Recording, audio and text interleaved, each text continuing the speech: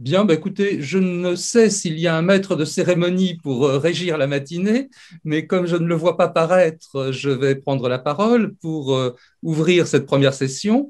Alors, nous sommes navrés, bien sûr, de ne pas être tous à Lyon autour de la même table, mais c'est la loi de l'heure.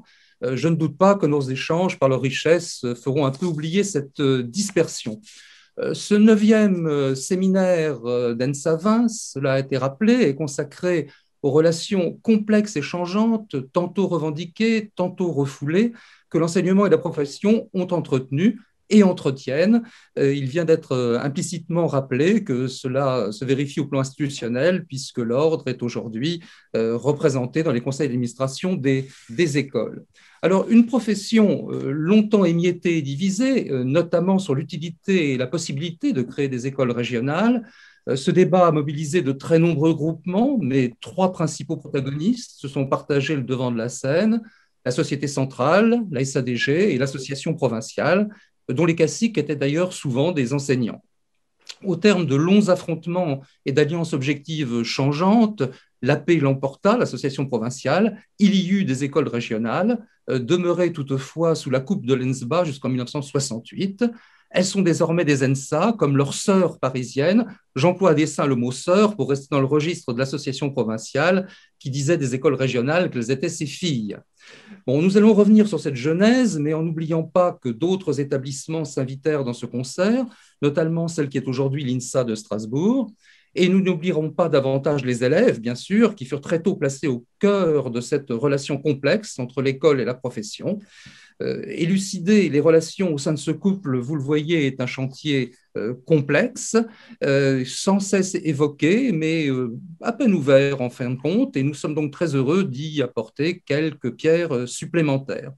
Bon, les interventions annoncées seront toutes faites, mais dans un ordre différent de celui figurant au programme, afin d'obtenir une meilleure cohérence chronologique et thématique. C'est ainsi que Christian Marco ouvrira le bal.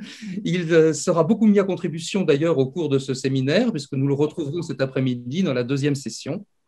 Christian Marco, je le présente sommairement, c'est un parcours très riche et d'une rare continuité. Il est architecte des PLG, mais titulaire aussi d'un DESS en urbanisme et d'un DEA en philosophie. Et il achève actuellement une thèse, ce qui ne l'a pas détourné de la pratique professionnelle. C'est d'ailleurs les théories et pratiques de la conception architecturale qu'il enseigne à l'école de Lyon, où il est maître de conférence.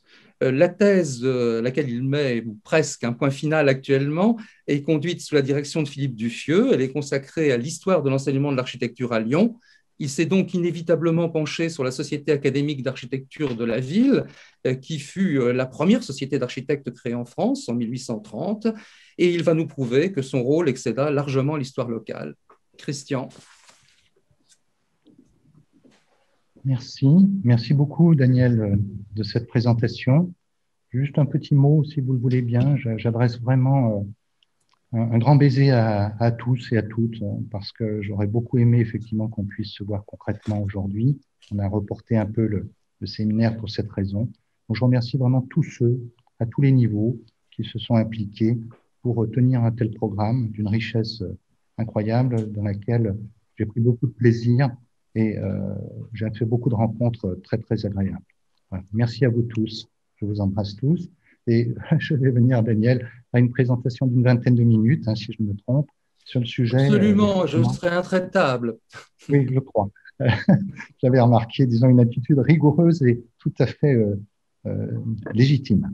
Voilà. Donc, je crois que je commence quand même avec un petit peu de retard. Donc, je vais vous lire en 20 minutes un propos donc, sur effectivement cette Société académique d'architecture de Lyon, qui souvent a réfléchi à la question de l'enseignement et de la profession. Donc, le thème est l'enseignement de l'architecture et de la profession d'architecte. De 1930 à 1951, c'était l'offre que j'avais proposée. Et puis, peut-être, si vous le voulez bien, mais sans dépasser le temps, bien entendu, j'irai un petit peu plus loin pour nous rapprocher de la dynamique actuelle de cette Société académique d'architecture de Lyon, que j'appellerais la salle. Voilà, et qui bénéficie aussi de, je le précise, d'une amitié avec l'association des Amis de la Société académique d'architecture de Lyon, qui lui permet également de prolonger son action. Merci de me recevoir à ce colloque.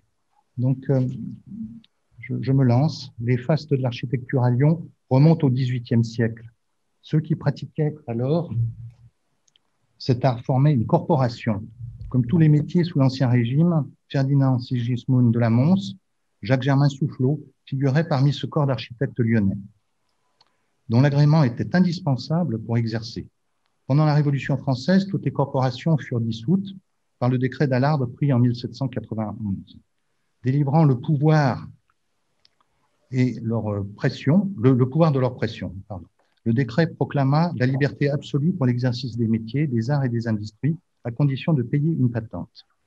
C'est sans doute une des raisons pour laquelle est née la Société académique d'architecture de Lyon, et donc son influence sur la profession et ses visées pour l'enseignement font l'objet d'une première partie développée ici. Nous viendrons ensuite effectivement sur une partie beaucoup plus liée à les missions et les collectes de valorisation, puis à la question des concours d'architecture organisés par la salle en compagnie des concours d'archéologie. Enfin, nous parlerons des nouveaux enjeux pour cette Société académique d'architecture de Lyon. Donc, son influence sur la profession et ses visées pour l'enseignement. La Société académique d'architecture, la salle, fut esquissée dès 1827. Ses premiers statuts formulés en 1829, puis officiellement fondés en 1830 par un groupe de 19 architectes. Les diapositives qui circulent sont en parallèle du propos. Elle est de fait la plus ancienne société d'architectes en France. L'article 1er des statuts énonçait que dans l'impossibilité de distinguer le mérite de tous ceux qui prennent des patentes d'architectes, la société se croit obligée de ne reconnaître pour architectes exerçant à Lyon que ceux qui sont portés sur le tableau de ses membres. Le premier tableau de 1831 comprenait 27 membres, dont Pierre Denave, son président, mais également notons la présence de Gay, de Chenavard, qui tous deux, pour le premier, sera enseignant à l'école des Beaux-Arts, et puis pour le second également, à peu près au moment de la création de cette société. Donc les interfaces étaient largement possibles. La salle était néanmoins... Christian, il faut que tu partages ton écran, on ne voit rien. Ah, pardon. Effectivement, je venais d'aborder la question de l'influence sur la profession et des visées pour l'enseignement de la Société académique d'architecture de Lyon. Je venais de parler de ses membres fondateurs, qui comprenaient Pierre Denave, entre autres président, Pascal Gay et Antoine-Marie Chenavard, entre autres, qui enseigneront à l'école des Beaux-Arts de Lyon. Donc la salle était soupçonnée d'être une reconstitution de l'ancienne corporation. Elle fut interdite par le préfet en 1832. Elle ne cessera toutefois ses activités qu'en 1835 pour les reprendre officiellement dès 1841 sous l'impulsion de 19 membres fondateurs, dont 11 nouveaux. Parmi ces derniers figura le Parisien Pierre-Louis Baltard, premier président de la Société centrale des architectes, fondée en 1840 à Paris, et qui présidera cette société académique, la salle, de 1842 à 1846. Les nouveaux statuts, rédigés en 1842, stipulaient dans le premier article « Les membres de la salle sont en nombre illimité. Ils sont honoraires, titulaires ou correspondants.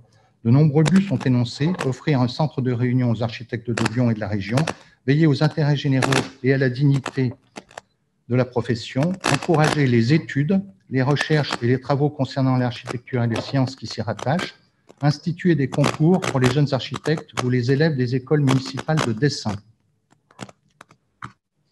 Dès 1842, la salle s'installa au Palais Saint-Pierre, où étaient déjà réunis, aux côtés de la Chambre de commerce et d'industrie, l'essentiel des institutions culturelles de la ville. L'Académie des sciences, belles-lettres et arts, le Musée des beaux-arts et d'archéologie, l'École des beaux-arts, la Bibliothèque municipale des sciences et des arts, les facultés des sciences et des lettres, puis de médecine et de droit. Situé place des Terreaux, au cœur de la cité d'entre Rhône et Saône, le palais offrait un environnement intellectuel et artistique des plus stimulants.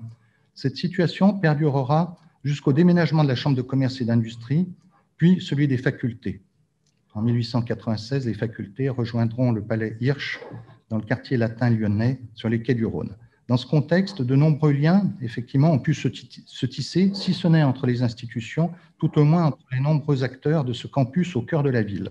Les membres de la salle, professionnels réputés et souvent éminents professeurs, y côtoyaient ceux d'autres académies ou les professeurs des facultés qui enseignaient les sciences à l'École des beaux-arts. Pour mieux comprendre l'influence de la salle, il est édifiant d'examiner les fonctions, les engagements et les carrières de ses membres. Par exemple, l'architecte à l'exercice professionnel réputé et écrivain Antoine-Marie Chenavard, membre fondateur, vice-président, puis président, enfin président d'honneur à vie de la salle, fut un éminent professeur de l'École des beaux-arts de Lyon de 1823 à 1861. Il a occupé de multiples fonctions, architecte du département du Rhône, architecte des diocèses de Lyon et de Belley.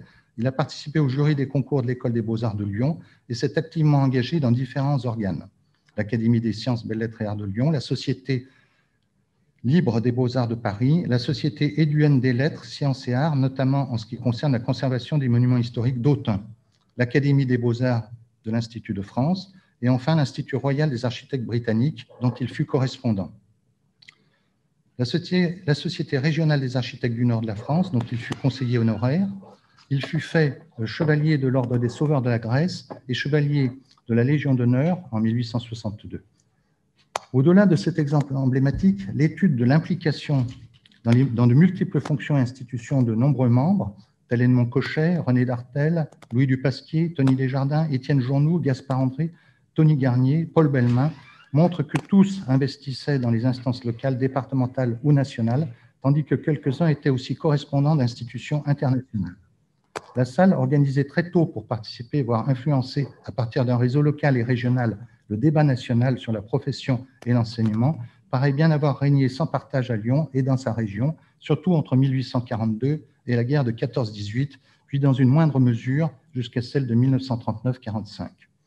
En effet, lors du congrès provincial des architectes à Toulouse en 1887, Journoux exposait les positions soutenues par les Lyonnais et par une partie des provinciaux. Création du diplôme obligatoire délivré par l'État à la suite d'un examen, sans distinction d'école ni d'âge, sur un programme unique, jugé en divers points du territoire par des examinateurs nommés par l'État et permettant ainsi l'amélioration du niveau de la profession et de sa représentation, à la fois auprès des clients et du public.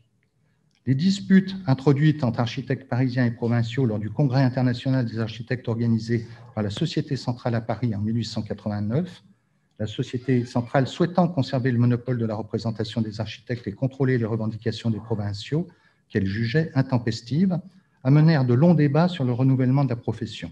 Journoux et André contribuèrent grandement, avec Hippolyte Eugène Chevalier de Nice, à la Fédération des sociétés d'architecture dans les régions, ce qui aboutit à la fondation de l'Association provinciale des architectes français, lors de la conférence des architectes provinciaux organisée à Bourges en 1889.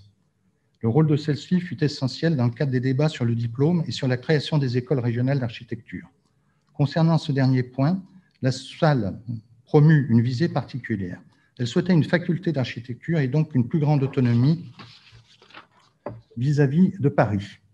Dans son rapport, remis à la commission permanente du diplôme en 1891, l'association provinciale relatait les réponses faites aux questionnaires adressés aux sociétés de province en soulignant la qualité remarquable de 7 mémoires, dont celui de la salle, qui débutait par un long historique rappelant les origines très anciennes de l'enseignement du dessin et de l'architecture en cette ville. Cependant, le rapporteur concluait « Lyon est un centre universitaire complet que nous choisirions comme siège une école des beaux-arts diplômante si cette école, diplôme à part, n'existait pas déjà. Mais c'est une faculté d'architecture que demandent les Lyonnais. Il me semble qu'ils vont un peu loin et qu'en tout cas, il ferait mieux de dire une faculté des beaux-arts. En ce qui concerne le programme d'enseignement, les Lyonnais le souhaitaient très ouvert et fondé sur les traditions, les matériaux et les besoins de la région. Ils proposaient un programme subdivisé entre arts et sciences au contenu très élaboré. L'aspect pratique de l'enseignement n'étant pas développé, le rapporteur s'interrogea sur l'absence ou non d'une forme d'apprentissage sur le tas. À la lecture du rapport, Lyon et Marseille présentaient des orientations similaires visant un enseignement supérieur. Par l'engagement de ses membres, la salle a ainsi participé aux actions ayant abouti à la création en 1867 du diplôme d'architecte, délivré par l'École des Beaux-Arts de Paris, à la reconnaissance des syndicats d'architectes en 1884, à la fondation de l'Association provinciale des architectes en 1889, à la loi ayant permis en 1903 d'ouvrir des écoles régionales d'architecture et à la création de celle de Lyon en 1906. Devenue entre-temps association loi 1901, la salle a été reconnue d'utilité publique en 1913. Elle a ensuite contribué à la création de la Mutuelle des architectes français en 1931 et à celle de l'Ordre national des architectes en 1940. Elle élaborait également des règles de construction préfigurant les missions remplies par le Conseil scientifique et technique du bâtiment, CSTB, créé en 1947, dont le but d'accompagner la reconstruction d'après-guerre.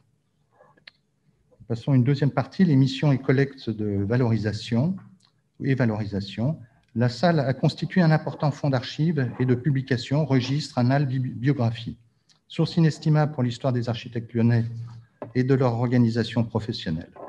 Elle possède aujourd'hui une précieuse bibliothèque de revues d'architecture et de construction de la fin du XIXe au début du XXe siècle et de nombreuses monographies concernant les édifices et les architectes lyonnais qui continuent à s'accroître de nouveaux travaux sur l'actualité architecturale lyonnaise. Ces collections d'archives regroupent depuis 1842 des dessins, des relevés, des projets d'architectes issus des tribus exigées des nouveaux membres. La salle recueille les fonds d'agences d'architecture et accessoirement des fonds d'entreprise, d'artisans et d'ingénieurs. Ces fonds d'agences d'architectes, versés par leurs titulaires ou actuels possesseurs, forment le principal des collections qui sont complétées par des acquisitions. Les pièces les plus anciennes remontent au XVIIIe siècle, alors que les fonds d'agence intéressent essentiellement la période 1850-1950. Les relevés et documents graphiques concernent des édifices ou des éléments d'architecture et d'urbanisme à Lyon et dans les environs. Il en existe aussi sur Rome, Athènes ou Constantinople, dessinés par certains de ses membres lors de voyages. Si les projets, en raison de leur origine, ont une assiette locale, ils débordent néanmoins largement les limites de la ville vers des régions, comme la Savoie ou le Midi par exemple. Recueillant sans discrimination les archives de tous les architectes, la salle entend sauver de l'oubli toute une partie de la production architecturale privée dont les dépôts publics ne conservent que peu de traces. Les collections apportent ainsi une contribution particulière à l'archéologie locale, d'autant plus qu'un fonds spécifique de relevé de monuments et de bâtiments issus du concours archéologique mis en place en 1861 témoigne d'une des premières initiatives pour conserver la mémoire architecturale de la ville sous la forme d'un portefeuille de dessins. Partie suivante, les concours d'architecture de la société académique. Donc, le concours d'architecture a été instauré en 1843. Continu de 1844 à 1942, il était ouvert à tout élève ou jeune architecte français ou étranger. Le lauréat recevait un prix. L'ensemble des programmes du concours compose un corpus représentatif des enjeux de la profession eu égard aux attendus sociétaux. Malheureusement, les projets des concurrents n'ont pas été systématiquement archivés, à contrario des nombreux relevés effectués dans le cadre du concours d'archéologie. Participant de l'actualité lyonnaise, les programmes présentent une certaine cohérence avec les préoccupations en matière d'architecture et d'urbanisme, de la monarchie de Juillet, de la Seconde République, du Second Empire et de la Troisième République. Ils revêtent pour l'essentiel d'une dimension culturelle. 40% de l'ensemble, donc 10% relatifs à l'enseignement. Ils concernent ensuite les projets d'embellissement de l'espace public lyonnais, 10%, et les architectures ou infrastructures liées à de nouveaux modes de transport, 10%. L'enseignement des arts et de l'architecture est bien représenté, avec le concours de 1869 pour une école des beaux-arts avec salle d'exposition ou celui de 1904 pour une école des beaux-arts. Le premier est à relier à la volonté municipale de créer un lieu spécifique pour cet enseignement et de l'ouvrir au public. Il renvoie également à la création du Palais des Arts à Marseille, dont l'architecte est Jacques-Henri Espérandieu, et à l'esprit réformateur animant l'enseignement à partir de 1863. Le concours de 1904 est indéniablement lié à la création des écoles régionales d'architecture et aux longues négociations entre la municipalité et le ministère relativement à celle de Lyon, devenue effective en 1906.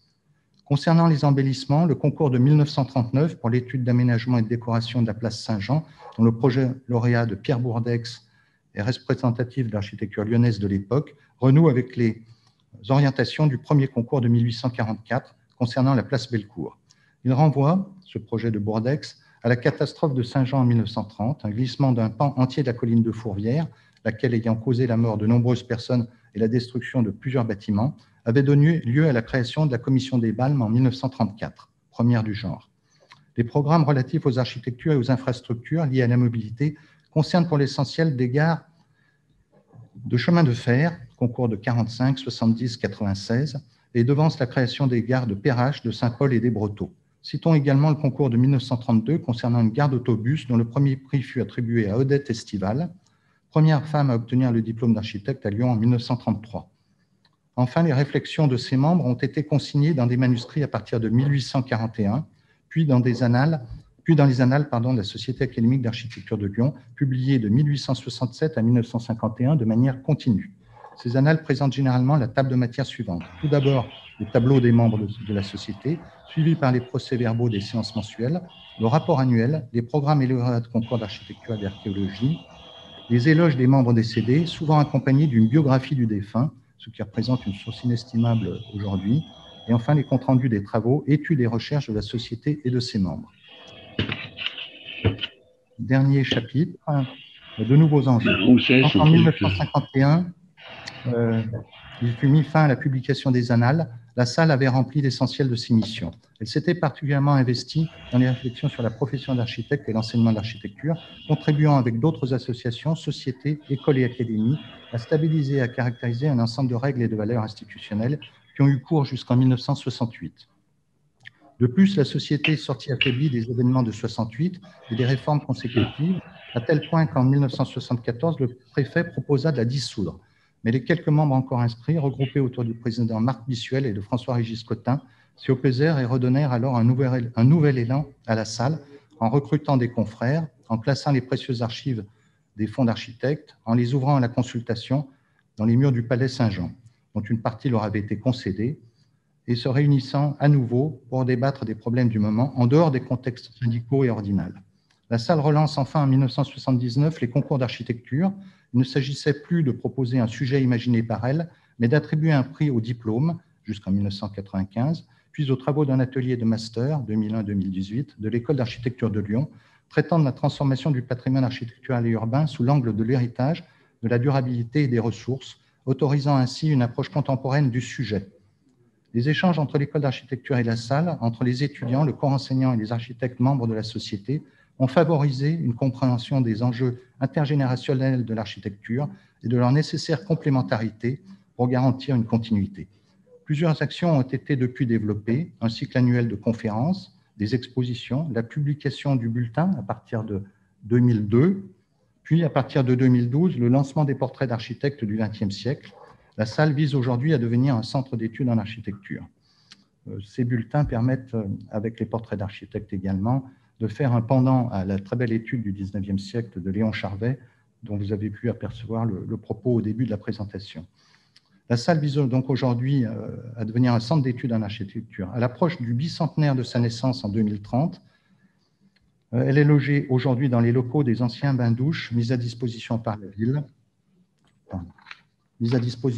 ville. À proximité du quartier de la Confluence. Forte de ses 45 membres, elle procède à l'annuarisation des fonds, source exceptionnelle pour la recherche sur l'histoire de la profession, oriente le bulletin vers une publication ouverte à la recherche et envisage pour son prix annuel une portée internationale.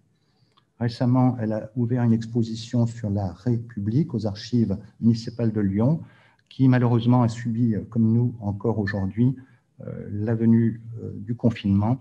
Et donc, cette exposition va réouvrir ses portes récemment.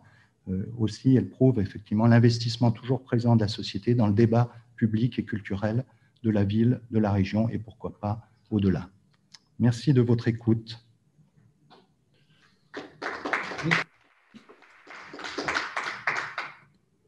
Merci Christian, tu as respecté strictement les 20 minutes, si l'on déduit les quelques moments d'égarement technique qui ont marqué le début de ta communication. Bien, avec Denise Rodriguez-Tomé, nous allons rester dans cette province, je mets des guillemets, si longtemps regardée avec dédain par les classiques de la profession. Pour en donner la mesure, je citerai volontiers Édouard Loviot. Quelques mois avant de devenir président de la SADG, il déclarait: la France n'est ni assez grande ni assez riche pour avoir plusieurs capitales, et Paris fournit assez d'architectes au pays pour que la profession soit déjà encombrée. Quant à l'enseignement qui consiste à préparer de bons auxiliaires à nos confrères de province, je ne crois pas qu'il soit besoin qu'il soit très élevé, très théorique. Bien, Denise, en différentes circonstances, nous a montré au contraire l'obstination de cette pauvre province à déjouer ce diagnostic. Elle y reviendra dans un instant en introduisant toutefois des nuances. Je rappelle que Denise est architecte des PLG, qu'elle a soutenu une thèse remarquée en histoire contemporaine sous la direction de Christophe Charles, qui s'appelait Les architectes et la République, codification d'une profession, 1880-1905. Elle a enseigné ensuite à Versailles, Marne-la-Vallée, Strasbourg, mais elle a désormais un port d'attache. Elle est maître de conférences en histoire et culture architecturale à l'ENSA de Lyon. Denise. Bonjour. Je vais peut-être partager mon écran tout de suite.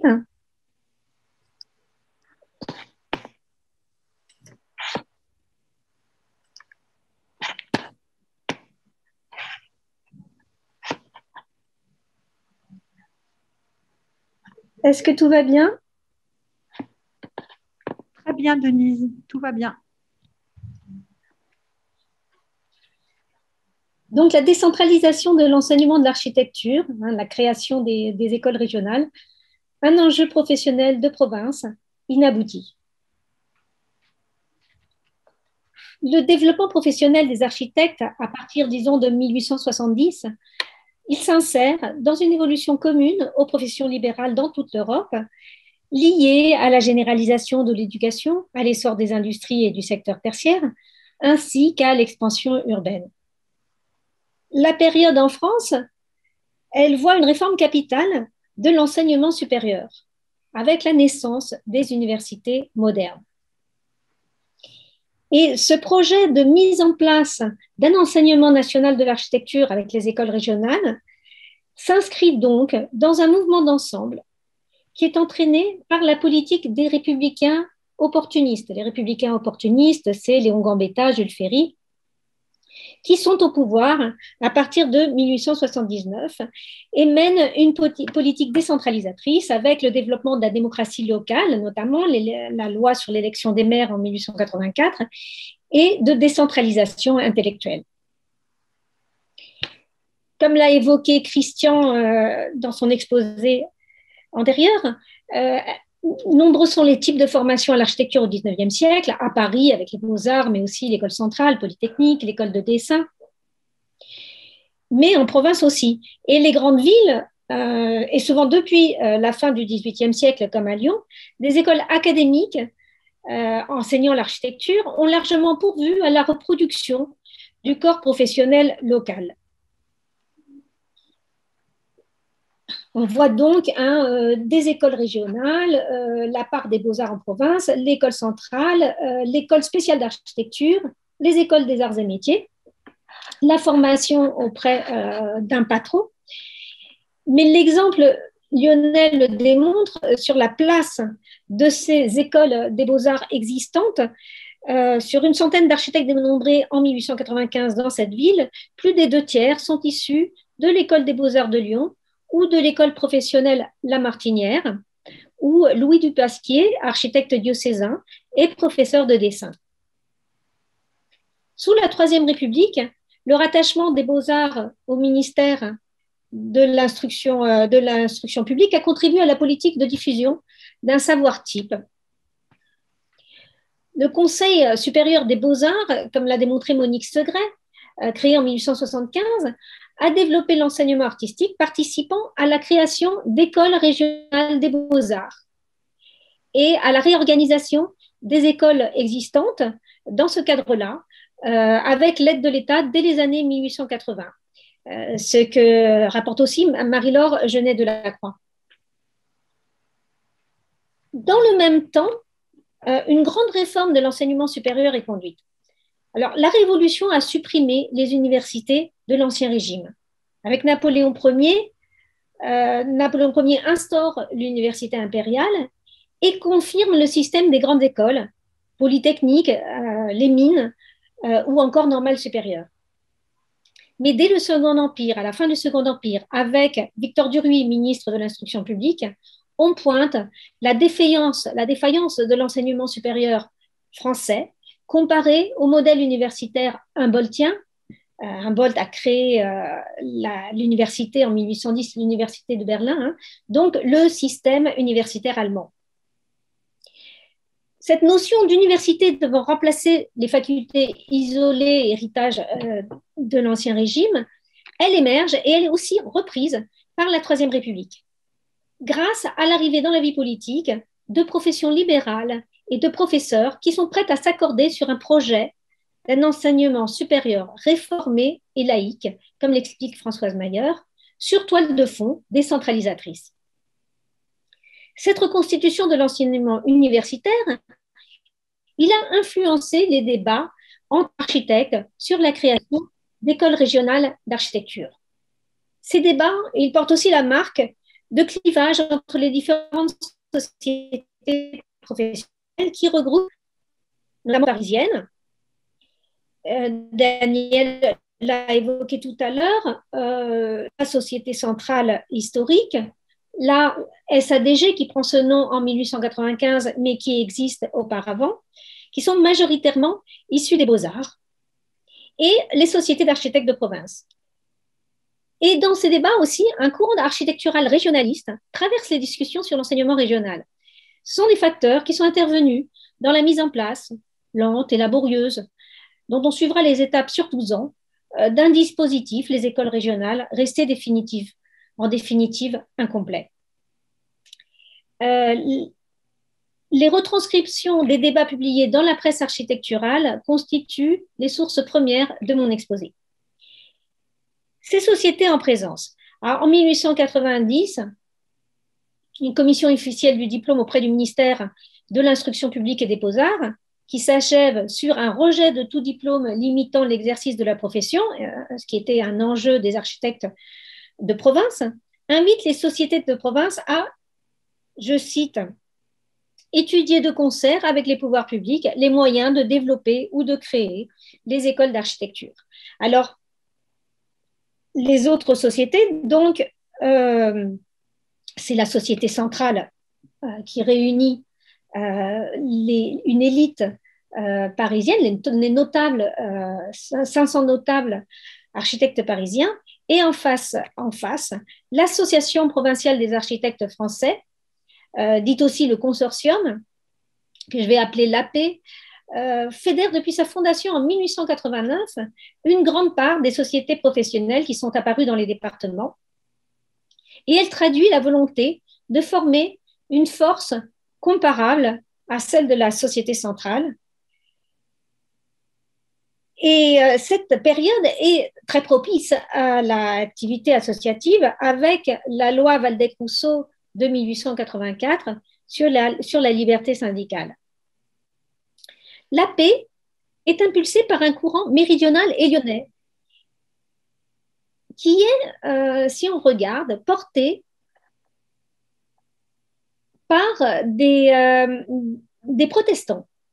Effectivement, Hippolyte Chevalier, architecte à Nice et vice-président de la Société régionale du Sud-Est, Joseph Lès, le successeur d'Espérandieu, architecte du département et à Marseille et président de la Société des Bouches-du-Rhône, Gaspard André, le Lyonnais, vice-président de la Société académique de Lyon, et même plus au nord, au nord-est de Paris, dans l'Aisne, les frères Malézieux, dont notamment Joachim Malézieux à Saint-Quentin.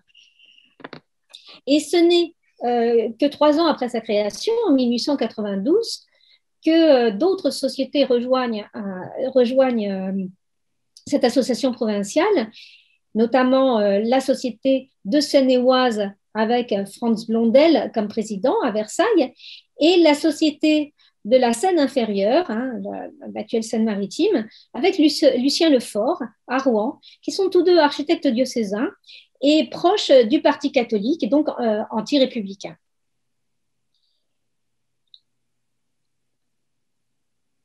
Les courants théoriques qui traversent l'association provinciale sont opposés.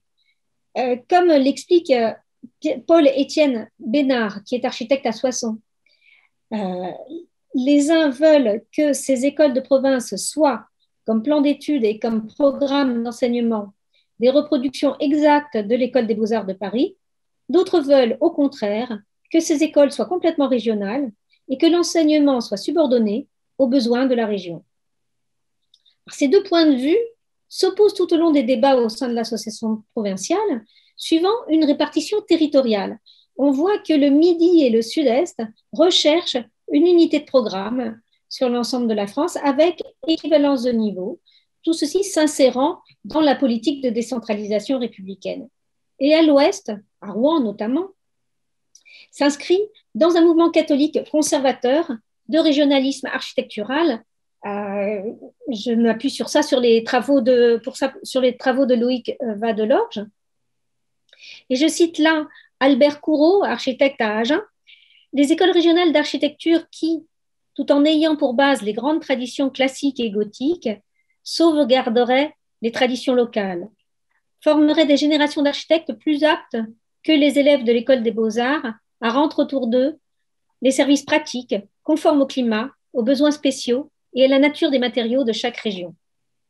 Alors, à noter que les discours militants pour l'architecture régionaliste, ils se réfèrent aux provinces de l'Ancien Régime, à la façon du régionalisme politique de l'époque, qui est conservateur et anti-républicain. Mais en même temps, notons que la Troisième République, elle mène une politique d'apprentissage de la citoyenneté, d'un sentiment national, à travers le culte de la petite patrie, qui fait partie de la grande nation. L'autre bord théorique architectural, c'est bien simple, je cite les architectes de la Société du Midi, il exige liberté, éclectisme et décentralisation. Ces courants théoriques opposés d'architectes de province qui sont de bords politiques opposés sont parfaitement parvenus à se souder dans une volonté commune, obtenir ce que Léon Bourgeois, le ministre de l'Instruction publique et des Beaux-Arts, qui est en 1890-91 et 1898, désigne comme des sortes de facultés d'enseignement architectural, ces facultés étant aptes à décerner soit des diplômes, soit des titres qui affirmeraient la profession d'architecte. Ce que déclare donc Léon Bourgeois à Charles Garnier, qui est à cette date, 1891, président de la Société centrale. L'objectif sur lequel s'accordent les deux parties dans l'association provinciale, c'est la capacité des écoles régionales à délivrer un diplôme. Des études ratifiées par un diplôme permettraient d'assurer la valeur des écoles, de retenir les élèves dans la région et de protéger le titre d'architecte. C'est qu'en même temps, durant ce temps, 1892, les médecins obtiennent que le diplôme de docteur en médecine donne à ses titulaires le monopole de l'exercice de l'art en face des officiers de santé. Donc, une unité rigoureuse dans les examens de toutes les écoles offrirait une autonomie complète vis-à-vis de Paris, notamment en termes d'organisation. Or, d'un écueil d'un projet à l'autre, l'instauration, le contrôle et la délivrance du diplôme ont fini par échapper aux architectes locaux. La formation d'universités réparties sur tout le territoire progresse avec la loi d'avril 1893 qui crée les corps de faculté et attribue la personnalité civile à leurs conseils généraux. Dans le même temps, Achille Herman qui est avec Charles Lucas, des membres influents de la Société centrale qui sont notoirement présents au Congrès de la paix. Et donc Achille Herman rédige, en accord avec l'association provinciale, un premier rapport sur l'enseignement des futures écoles régionales qui équivaudrait, je cite donc Achille Herman, équivaudrait à celui de la seconde classe de l'école des beaux-arts de Paris, de telle sorte que l'élève ayant subi les épreuves de cet enseignement comporte serait admissible sans autre formalité en première classe de cette école. Les choses traînent en longueur et en 1894,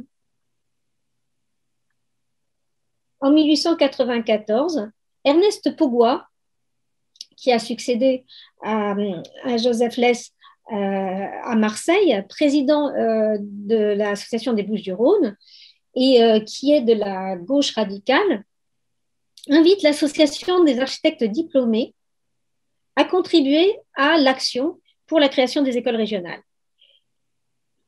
Alors même, elle les invite au congrès de Toulouse, alors même que ces membres de la future SADG, créée donc en 1895 sous ce nom, mais qui existe auparavant, ont été les principaux adversaires dans les débats en faveur d'un titre limitant l'exercice lors des débats en janvier 1890. C'est que tous ces péripéties, elles laissent transparaître aussi une imbrication des questions professionnelles, dont une grande lutte simultanée qui occupe jusqu'en 1893 le devant de la scène associative, obtenir la mise au concours du nouvel opéra comique à Paris. C'est un enjeu qui réunit dans une même ambition une génération montante issue des beaux-arts, des membres de la future SADG, avoir le diplôme de l'école, c'est avoir le niveau suffisant pour se présenter au prix de Rome, et le Lyonnais Gaspard André, second prix de Rome en 1861 et vice-président de l'association provinciale.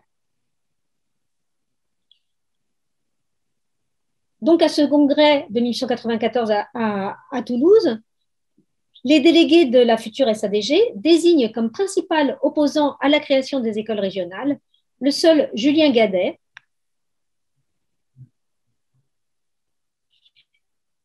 le professeur de théorie de Paris, à l'école de Paris, président du conseil de la Société centrale. Et je cite Jacques Herman, membre de la SADG, sur l'insistance de M. Davout,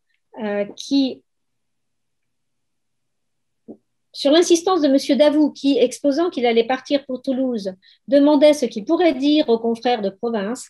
M. Gadet a même répondu catégoriquement « Eh bien, mon cher confrère, vous leur direz que vous ne savez rien. »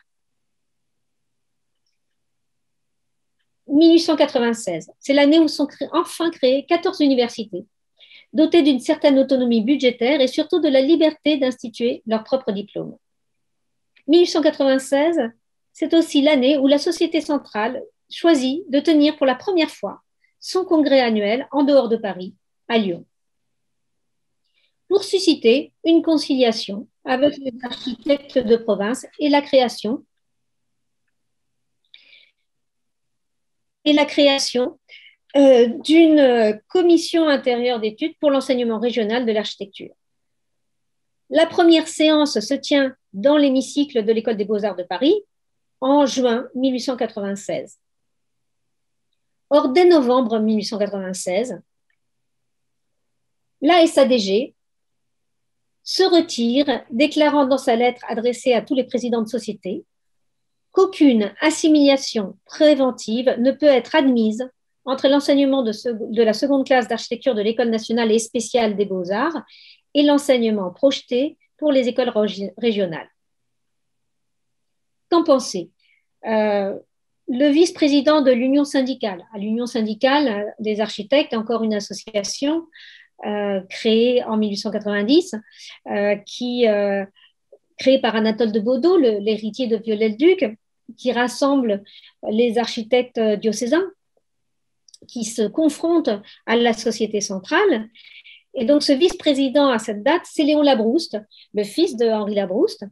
Et il écrit en résumé, de manière très incisive, on a cherché à créer en province des succursales de l'École des Beaux-Arts de Paris, avec correspondance de programme et identité de récompense. L'Association des architectes diplômés fit échouer cette combinaison qui portait atteinte à son monopole.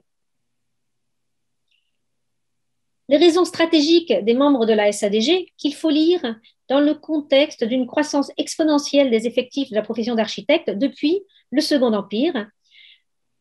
Elles sont connues, s'imposer comme l'élite de la profession pour se réserver les postes de fonction et l'accès à la commande publique majeure, c'est-à-dire la carrière d'un grand prix distribué à une génération. Denise, il vous restera 2 minutes, il faudrait s'acheminer vers la conclusion. D'accord. Je continue. La question stagne de 1897 au 10 décembre 1900, le jour où l'architecte Stanislas Ferrand, membre de l'Union syndicale et député de la Seine depuis juin 1898, porte le sujet aux tribunes de la Chambre. Une nouvelle commission est créée, chargée d'étudier la création d'écoles régionales. Il n'y a qu'un seul représentant de province, c'est Franz Blondel, le président à cette date de l'association provinciale, qui participe à cette commission, composée de hauts fonctionnaires, d'architectes professeurs à l'ENSBA, de membres de l'Institut de la Société centrale, et il est décidé de créer un nombre restreint d'écoles régionales d'architecture dans les grandes villes qui possèdent déjà un enseignement dit des 3 arts ou dans des villes universitaires.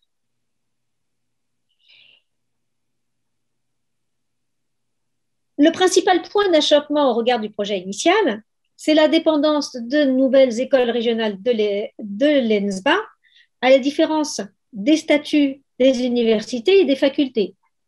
Ce que Franz Blondel, président de l'association provinciale, taxe de centralisation de la décentralisation.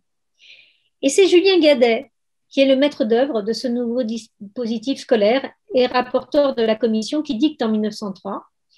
Les épreuves à la suite desquelles le diplôme peut être accordé ont lieu à Paris 2 fois par an. En assurant, comme il est juste, aux élèves des écoles régionales le bénéfice du même titre qu'obtiennent les meilleurs élèves de l'École nationale et spéciale des beaux-arts, il est impossible de ne pas exiger d'eux les mêmes études et le même savoir, affirmés par les mêmes constatations. Julien Guadet, c'est un protestant, un républicain. Il s'est vraisemblablement défié de Lucien Lefort et de son régionalisme architectural conservateur, établi à Rouen, où la place de l'église est alors prépondérante. Rouen, où il a fondé l'école régionale des beaux-arts, et c'est bien Rouen qui ouvre la première école régionale d'architecture dès septembre 1904.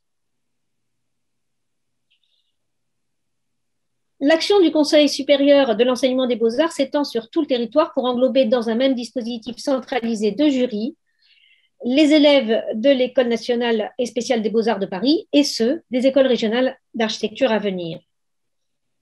Quant aux 14 universités érigées en province, indépendantes de celles de Paris, mais trop nombreuses et disséminées sur le territoire, elles ne réussissent pas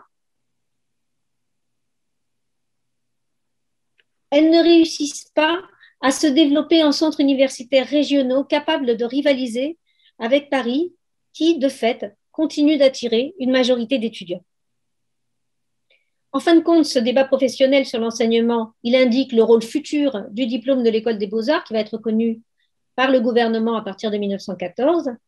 Et en même temps, en province, l'ancrage local, le fait d'être du coin, a continué de favoriser l'accès à la commande publique comme privée, conforté par ces études dans la région. Je vous remercie.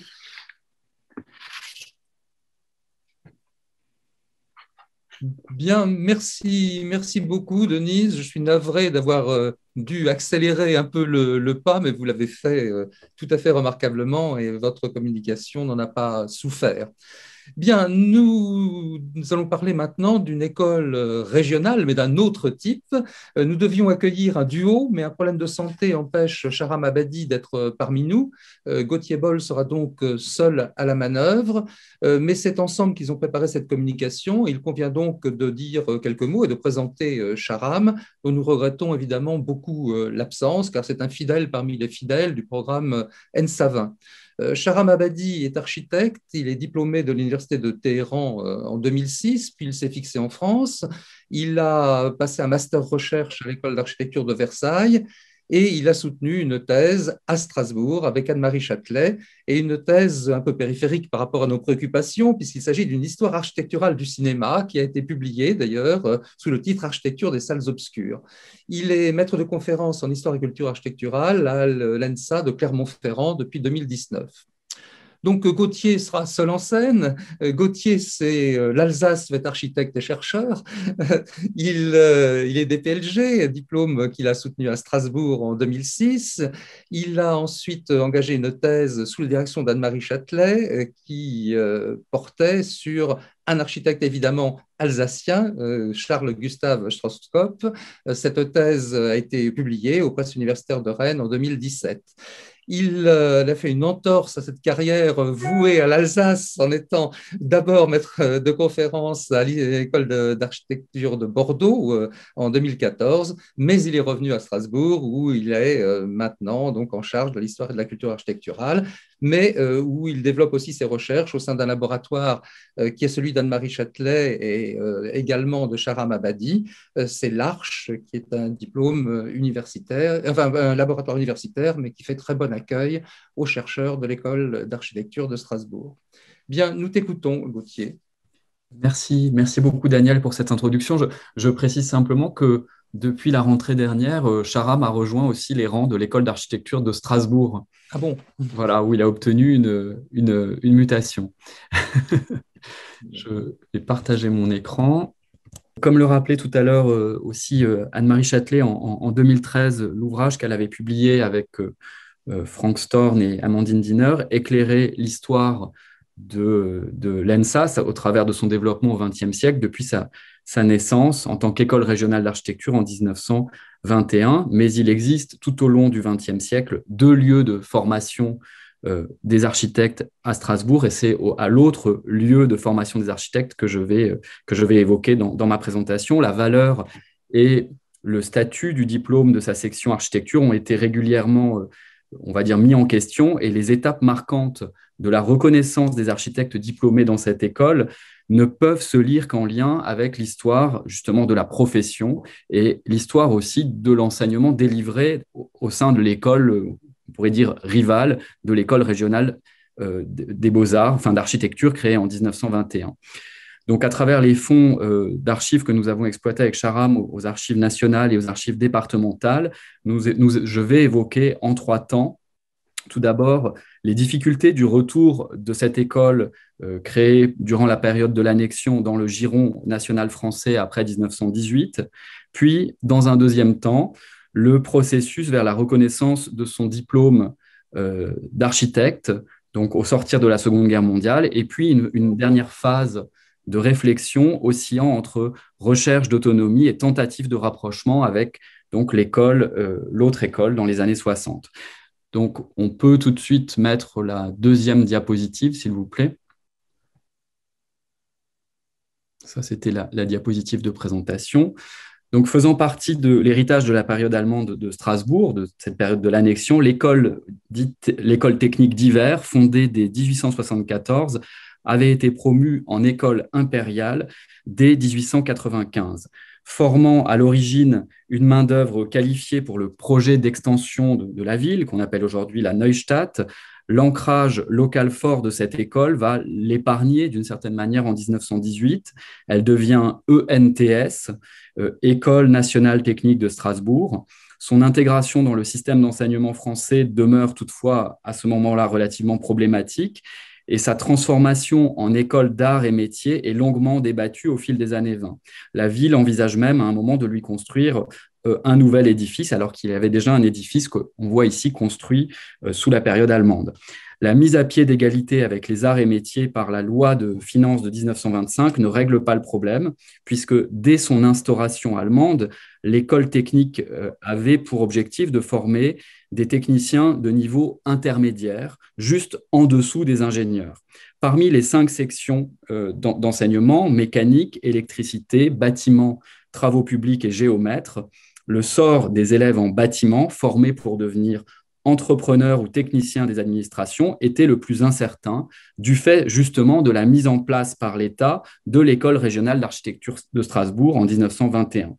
Joseph Weidmann, rapporteur de l'enquête préalable à la création de l'école régionale, voyait dans l'école technique une sorte de propédeutique préparant au concours d'admission à l'école régionale, pouvant éventuellement délivrer un brevet d'architecte. Le sous-secrétaire d'État à l'enseignement technique envisageait au même moment d'y former des ingénieurs architectes dotés de connaissances à la fois pratiques et théoriques pour y être des sortes d'intermédiaires entre les entrepreneurs et les architectes diplômés aux beaux-arts. Ainsi, la coexistence des 2 écoles se justifie par le caractère technique de l'une contre, on pourrait dire, l'aspiration plus artistique de l'autre, et par le présumé écart entre les cursus à l'ENTS, 3 ou 4 années d'études à temps plein, après 2 années d'expérience professionnelle sur le tas. Donc, un cursus beaucoup plus cadré dans sa durée. On peut passer à l'image suivante, s'il vous plaît. Un décret vint à la fin de 1922 acter cette conception en permettant à l'ENTS de délivrer un diplôme d'ancien élève après 3 ans d'études et un brevet d'ingénieur à la fin de la 4e année. Un brevet en fait généraliste qui ne mentionne pas la spécialité et qui permettait de travailler outre chez des architectes ou dans des entreprises en bâtiment, dans les administrations, notamment les administrations des chemins de fer, et ce à divers grades. Un décret du 25 mars 1930 permit de faire figurer les spécialités sur le diplôme, n'en reconnaissant plus que 4, bâtiments, travaux publics, mécanique et électricité. L'ENTS se prévalait alors d'être la seule école de l'État à côté des grandes écoles formant des ingénieurs des travaux publics, des ingénieurs géomètres et des ingénieurs du bâtiment. Vous pouvez passer à l'image suivante, s'il vous plaît. Ces derniers devaient cependant passer un examen spécial pour pouvoir prétendre accéder à des travaux communaux, une épreuve d'agrément qui était à Strasbourg organisée justement par l'école rivale, par l'ERAS. Malgré cette nette hiérarchie, l'ENTS connaissait un grand succès durant l'entre-deux-guerres. Il délivra pas moins de 108 brevets d'ingénieurs en bâtiment entre 1922 et 1939, soit en moyenne 6 brevets par an, tandis que durant la même période, parmi les 49 élèves admis à l'école régionale, seuls 13 furent diplômés, dont 8 seulement à Strasbourg même. Alors, je n'ai pas la bonne image sous les yeux, on devrait être à la diapositive numéro 4 ou 5. Là, on est revenu sur… On va arranger ça, Gauthier. Merci. Donc, ce différentiel entre le nombre de diplômés dans les deux écoles s'explique partiellement par l'absence de concours d'entrée à l'ENTS, un cursus plus court et les nombreux débouchés offerts aux diplômés de cette école réputés plus compétents techniquement. La profession d'architecte n'étant pas encore réglementée, ces architectes constructeurs pouvaient accéder, comme tout autre praticien, à des positions variées tant dans le privé qu'au sein des administrations. J'en viens à ma deuxième partie. Je suis un peu perdu, mais c'est la 6e diapositive de la deuxième partie, donc reconnaissance des diplômes et avatar après la Seconde Guerre mondiale. Voilà, merci. Au moment où l'Alsace était de fait intégrée au Troisième Reich et l'ENTS annexé à l'école d'ingénieurs de Karlsruhe, l'école strasbourgeoise ne fut donc pas mentionnée évidemment dans l'arrêté de février 1941 qui définissait en France le diplôme valable pour exercer le métier d'architecte. Après la libération, un autre arrêté vint modifier le précédent sans toutefois prendre davantage en compte cette exception alsacienne. On peut passer à l'image suivante. À en juger par le nombre des diplômés, cela ne suffit pas à dissuader les aspirants aux études d'ingénieur en bâtiment de l'ENTS. Si les 3 années suivant la fin de la guerre ne virent qu'un ou 2 élèves obtenir le fameux brevet, à compter de 1949, les chiffres sont repartis à la hausse, dépassant même ceux de l'entre-deux-guerres. 217 diplômés sortirent de cet établissement sur la période 1946-1968, en moyenne une dizaine par an. À titre de comparaison, l'école régionale d'architecture de Strasbourg diplôma 2 fois et demi moins d'élèves dans la même période, dans le même intervalle, 80 plus exactement, en moyenne 4 par an.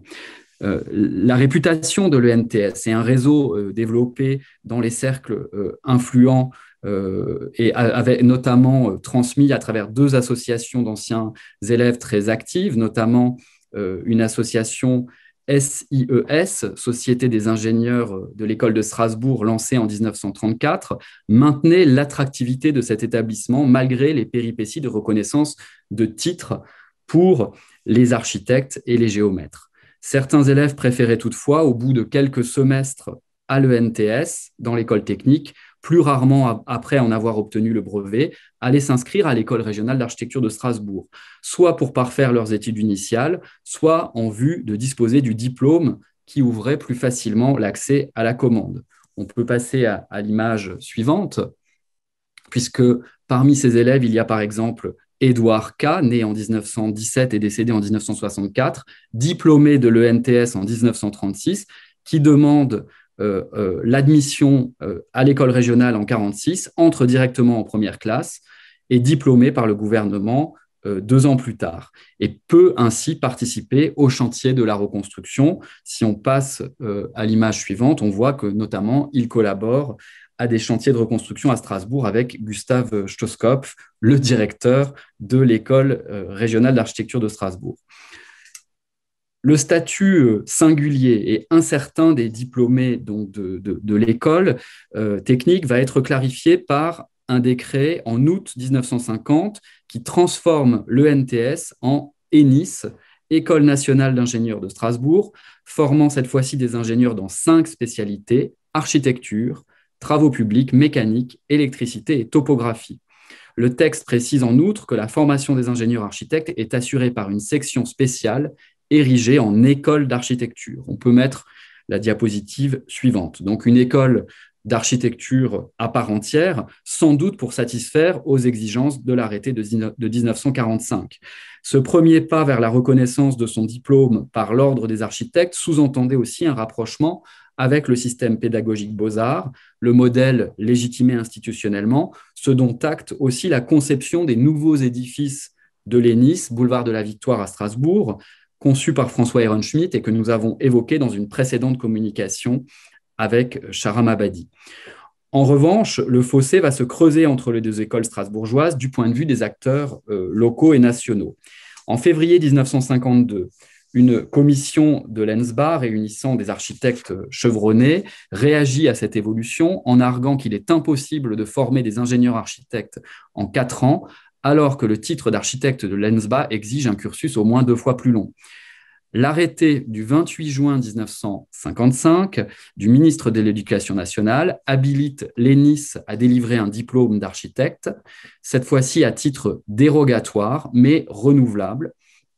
Et cet arrêté entérine la situation institutionnelle bicéphale de l'enseignement de l'architecture à Strasbourg, ce qui ne manque pas de faire réagir Gustav Stoskopf, directeur de l'école régionale, qui estime que dans ce contexte, sa présence dans le jury de la première promotion d'architectes de l'ENIS en 1955 est tout à fait inopportune et donc refuse de siéger dans le jury. Il avait déjà averti le président du Conseil régional de l'Ordre, début 1954, de la menace que présentait cette nouvelle école, entendue celle de l'ENIS, pour la formation traditionnelle des architectes en France, marquant une orientation technique propre au monde germanique. Le directeur de l'ENIS, cette fois-ci, va rapporter de son côté une nouvelle levée de bouclier de l'Ordre face aux 12 diplômés de l'année 1957, évoquant encore des doutes sur la reconnaissance du diplôme d'architecte de son établissement. Cette situation va perdurer avec, après même la création en 1959 du ministère des Affaires culturelles. La délivrance du diplôme d'architecte aux élèves de l'ENIS est conditionnée à une autorisation, comme je le disais, annuelle du ministre en charge de la tutelle de l'architecture et de son enseignement. Jusque dans les années 60, l'ENIS intègre même, on peut dire, cette hiérarchie dans les débouchés qu'elle affiche, les débouchés ouverts à ses diplômés qui sont, selon les plaquettes de présentation des années 60, appelés à travailler dans les bureaux d'architecture, dans les administrations et dont certains, mais certains seulement, dirigent des cabinets d'architecture à titre personnel.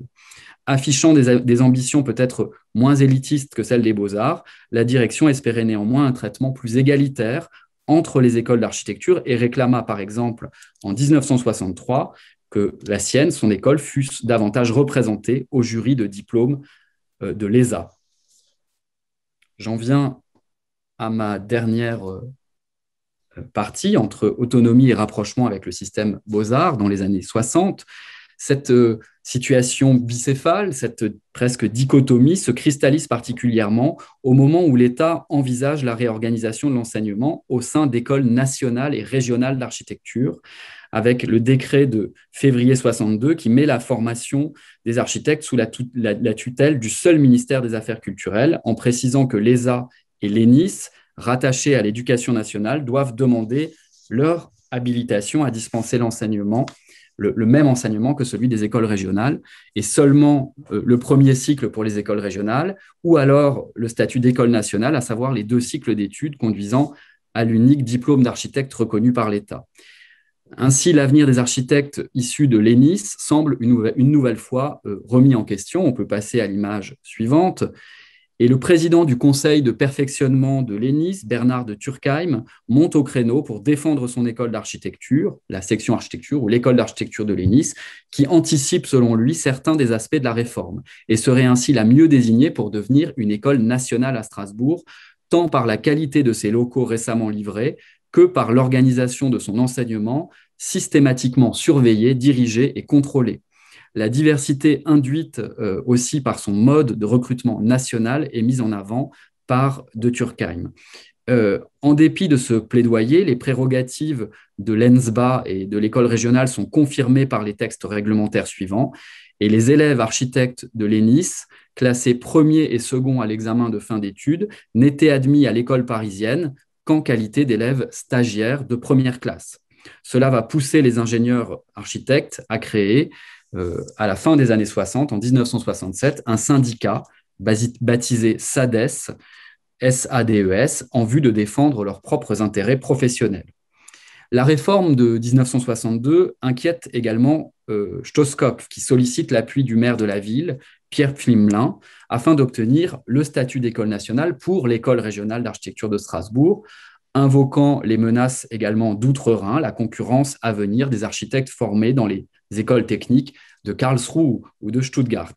Il signe dès décembre 1963 une pétition avec les professeurs et les élèves de l'école régionale pour la création d'une école nationale française au cœur de l'Europe.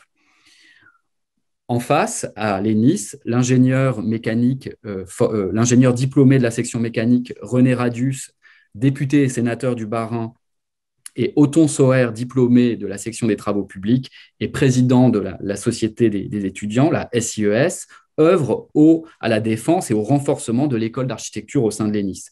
Ils arguent notamment du succès de leur délégation au 8e congrès international des étudiants en architecture à Barcelone en juin 1963.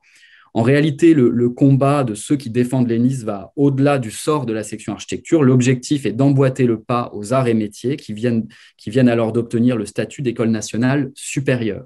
Le conseil de perfectionnement de l'école et la société des anciens élèves réussissent à faire adopter, en avril 1964, par la Commission nationale des titres d'ingénieur, la transformation de l'ENIS en École nationale supérieure des arts et industries de Strasbourg, ENSAIS. Or, le décret qui devrait officialiser cette nouvelle dénomination tarde à sortir. Le mot « art » dans le nouveau sigle bloque apparemment la procédure. Le lobby alsacien entre dans l'arène en 1965. Radius, Sauer, mais aussi Pierre Pflimlin écrivent au ministre de l'Éducation nationale, Christian Fouché, et le conseil général du Bas-Rhin, Pflimlin, invite ce dernier à Strasbourg pour même visiter l'école et examiner le problème sur place. Le ministre souligne la confusion à laquelle aboutirait cette dénomination sans augmenter nécessairement le prestige de l'établissement. Cela dit, un rapport au Premier ministre offre un arbitrage favorable en novembre 1966, insistant sur le mode de recrutement, le niveau de l'enseignement et l'existence d'une section architecture pour justifier ce nouveau sigle, caractérisé par le qualificatif supérieur et le substantif art. Quelques mois plus tard, on pouvait lire dans un rapport, l'école d'architecture de l'ENSAIS a, en plus des avantages cités, le mérite d'exister, d'avoir fourni ses preuves et d'être prête à continuer sa mission dans les locaux qu'elle occupe et dans son cadre administratif sans nécessiter de nouvelles dépenses, pointant en creux les conditions précaires de l'école régionale d'architecture de Strasbourg dans ses locaux du Palais du Rhin. On peut passer à l'image suivante. Si la réforme de 1962, on l'a vu, aiguise les rivalités locales, elle demeure lettre morte et les conséquences de mai 68 vont faire naître une lueur d'espoir, on pourrait dire de rapprochement entre les deux écoles. En juillet 68, une commission de représentants des deux établissements est mise en place en vue d'établir un projet de fusion. Les délégations échangent, notamment lors des rencontres de Gérardmer en septembre 68, pour arriver à la conclusion qu'en effet, que le recrutement varié des élèves des deux écoles risque de conduire à une formation très hétérogène. L'ambition, on peut le montrer à travers l'image suivante, est de fonder une seule unité pédagogique, donc issue de la fusion des deux écoles. Et fin 68, le recteur donne même son autorisation pour une mise en commun des locaux et du matériel des deux écoles. Dès novembre, une majorité des étudiants architectes de l'ENSAIS s'oppose, cela dit, à une fusion en cours de scolarité, ne l'envisageant que pour les promotions futures à partir d'un recrutement commun entre les deux écoles. Courant 69, les représentants de l'école régionale devenue unité pédagogique d'architecture de Strasbourg désertent les réunions, faisant avorter cet espoir de fusion.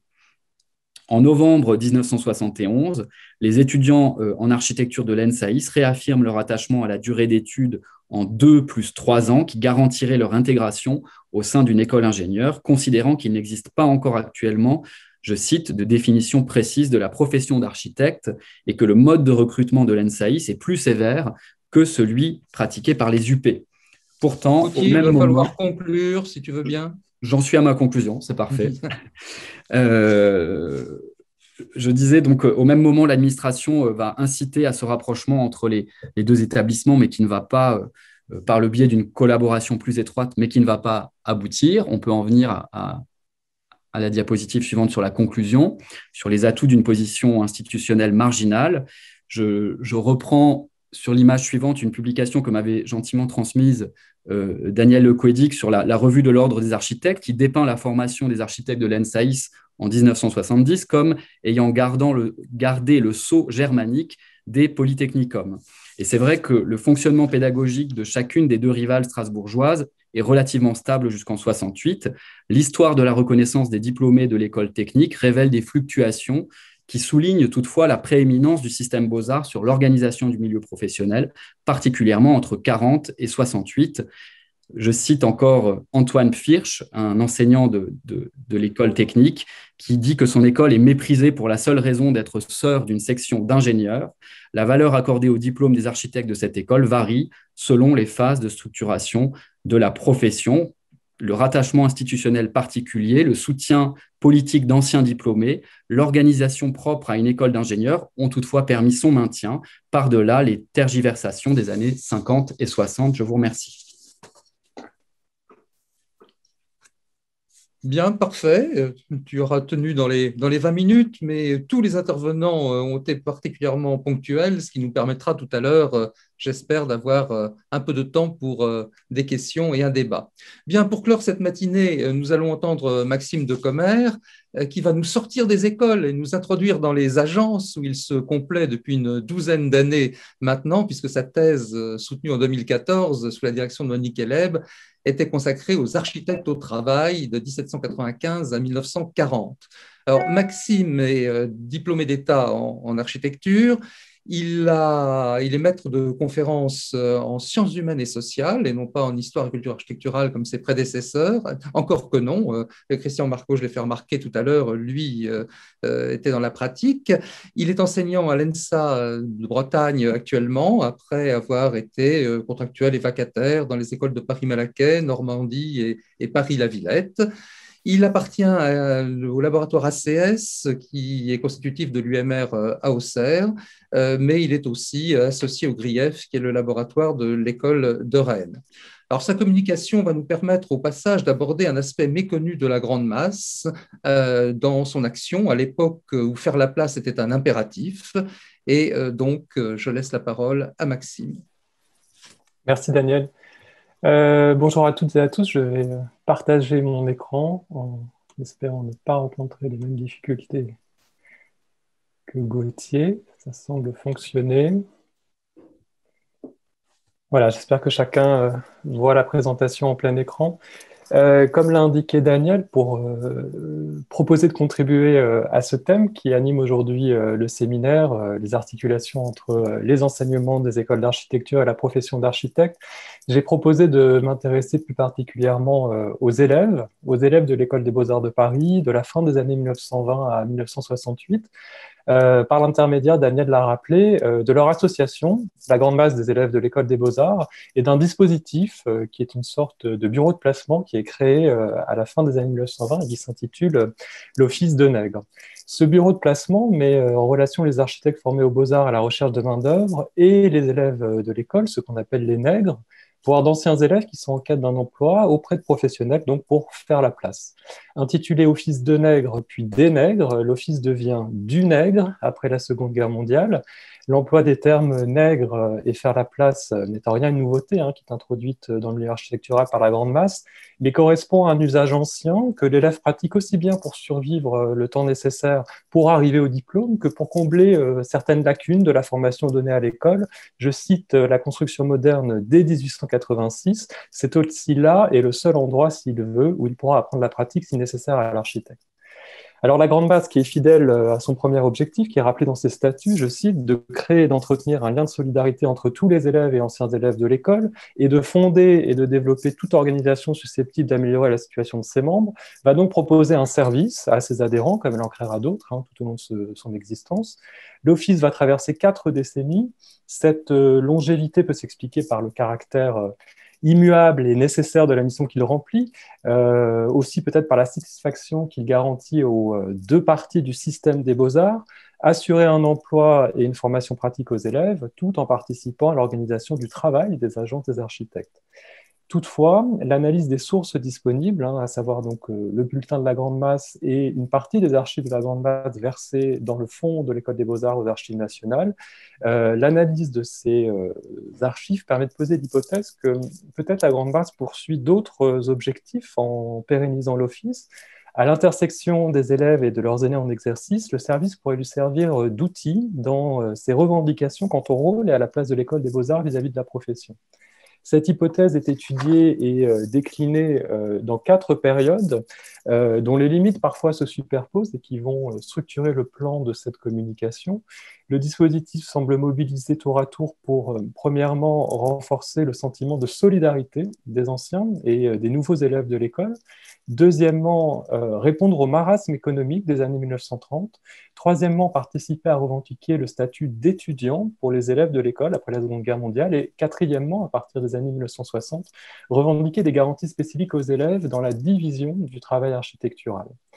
Alors, première partie, élèves et anciens de l'école, l'union dans la collaboration. Les origines de l'Office du Nègre remontent en fait à 1925, quand le grand massier d'architecture, qui est alors Louis Alix, en accord avec le directeur de l'école, va proposer aux ateliers d'architecture, je cite, d'organiser et de coordonner les offres qui s'égarent un peu partout. Et dès lors, une liste régulièrement mise à jour par le secrétaire de l'ENSBA, dans un premier temps, est transmise aux ateliers et notamment affichée dans le vestibule de l'horloge, rue Bonaparte à l'ENSBA. En 1929, en prélude donc au lancement de cet office, on relève que la question, je cite, du négrifiage dans les agences occupe les colonnes de 6 numéros du bulletin de l'Association de la Grande Masse, et les arguments qui sont égrenés témoignent de l'état d'esprit et des 3 principaux objectifs qui, sans doute, prévalent à l'ouverture de l'office. Tout d'abord, s'il est communément admis, je cite, que l'enseignement à l'école est suffisant pour faire d'un élève un architecte dans le plus beau sens du mot, il est aussi reconnu qu'en faisant la place, je cite, le nègre connaîtra la pratique des choses que l'on peut apprendre que dans les agences. Il s'agit donc d'inculquer aux nègres, aux jeunes surtout, quelques procédés, quelques trucs du métier. Et en complément, la Grande Masse souhaite proposer des conférences sur les matériaux, sur la série de prix, sur la législation pratique du bâtiment, l'urbanisme, mais aussi des visites de chantier. Mais pour le premier volet de cette formation pratique des élèves, c'est-à-dire faire la place, il s'agit, selon l'association, je cite, d'une éducation que les anciens leur doivent. Ce dû des anciens aux nouveaux est plusieurs fois mis en exergue avec insistance par les promoteurs de l'office qui exhortent donc les anciens à, je cite, aider les jeunes parce que l'ancien se doit de protéger le nouveau. Le code Gadet est convoqué pour réclamer cette forme d'apprentissage. Certains élèves soulignent, je cite, nous sommes tout de même un peu de la même famille. D'autres appellent à faire bloc ou front, car le caractère pédagogique du faire la place est doublé de l'objectif de réaliser, je cite, l'union dans la collaboration. Alors pourquoi cette question des patrons et des nègres occupe le devant de la scène en 1929 ? C'est que cette union, je cite, complète et efficace, doit garantir la position à laquelle ceux qui passent par l'école auraient droit, je cite, au-dessus des incapables qui tendent au dénigrement de notre profession. Donc assurer la prééminence du titre de DPLG et plus largement de la mention EDBA, de l'École des Beaux-Arts, en cherchant à renforcer des réseaux, semble aussi être un objectif alors poursuivi par la Grande Masse. Si depuis 1925, les associations professionnelles soutenues par des députés ont réussi à faire déposer des projets de loi pour protéger le titre d'architecte et créer un ordre professionnel, ceux-ci sont restés sans suite. Et l'Office du Nègre permettrait donc de participer à modifier certaines pratiques qui sont réprouvées par la Grande Masse. Sont ainsi pointés du doigt, je cite, les DPLG établis qui emploient indifféremment des nègres venus de maint horizon scolaire, des étrangers, voire des employés fidèles d'entrepreneurs et de sociétés immobilières. Donc la préférence aux estampillés Beaux-Arts est assumée, je cite encore, aux meilleurs architectes, élèves et anciens élèves de l'école, les meilleurs nègres, eux-mêmes élèves et anciens élèves de l'école.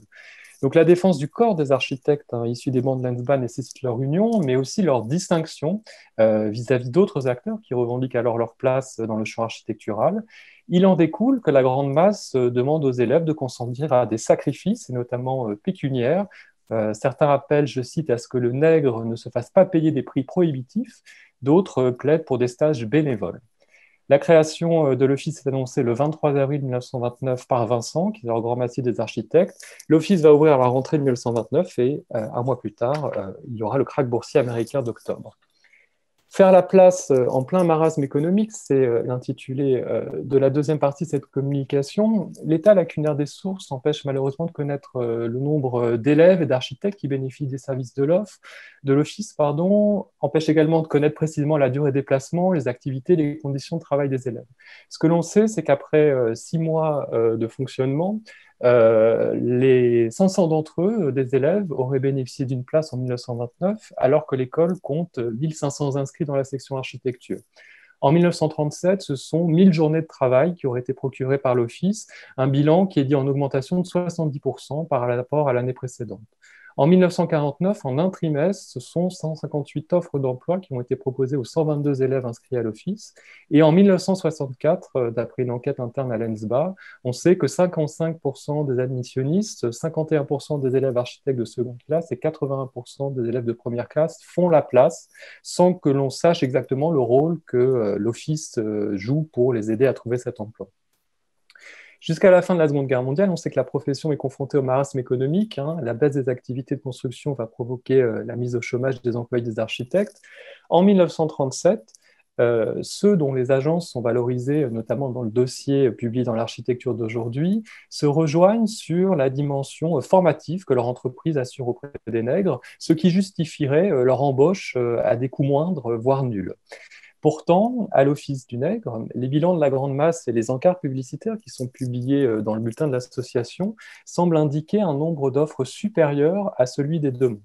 Alors, ce sont peut-être les modalités d'accès au service du bureau de placement qui constituent un frein pour les élèves, puisque en 1929, l'association va finalement proposer un service payant en s'imposant sur un marché qui jusqu'alors ne connaissait aucune règle.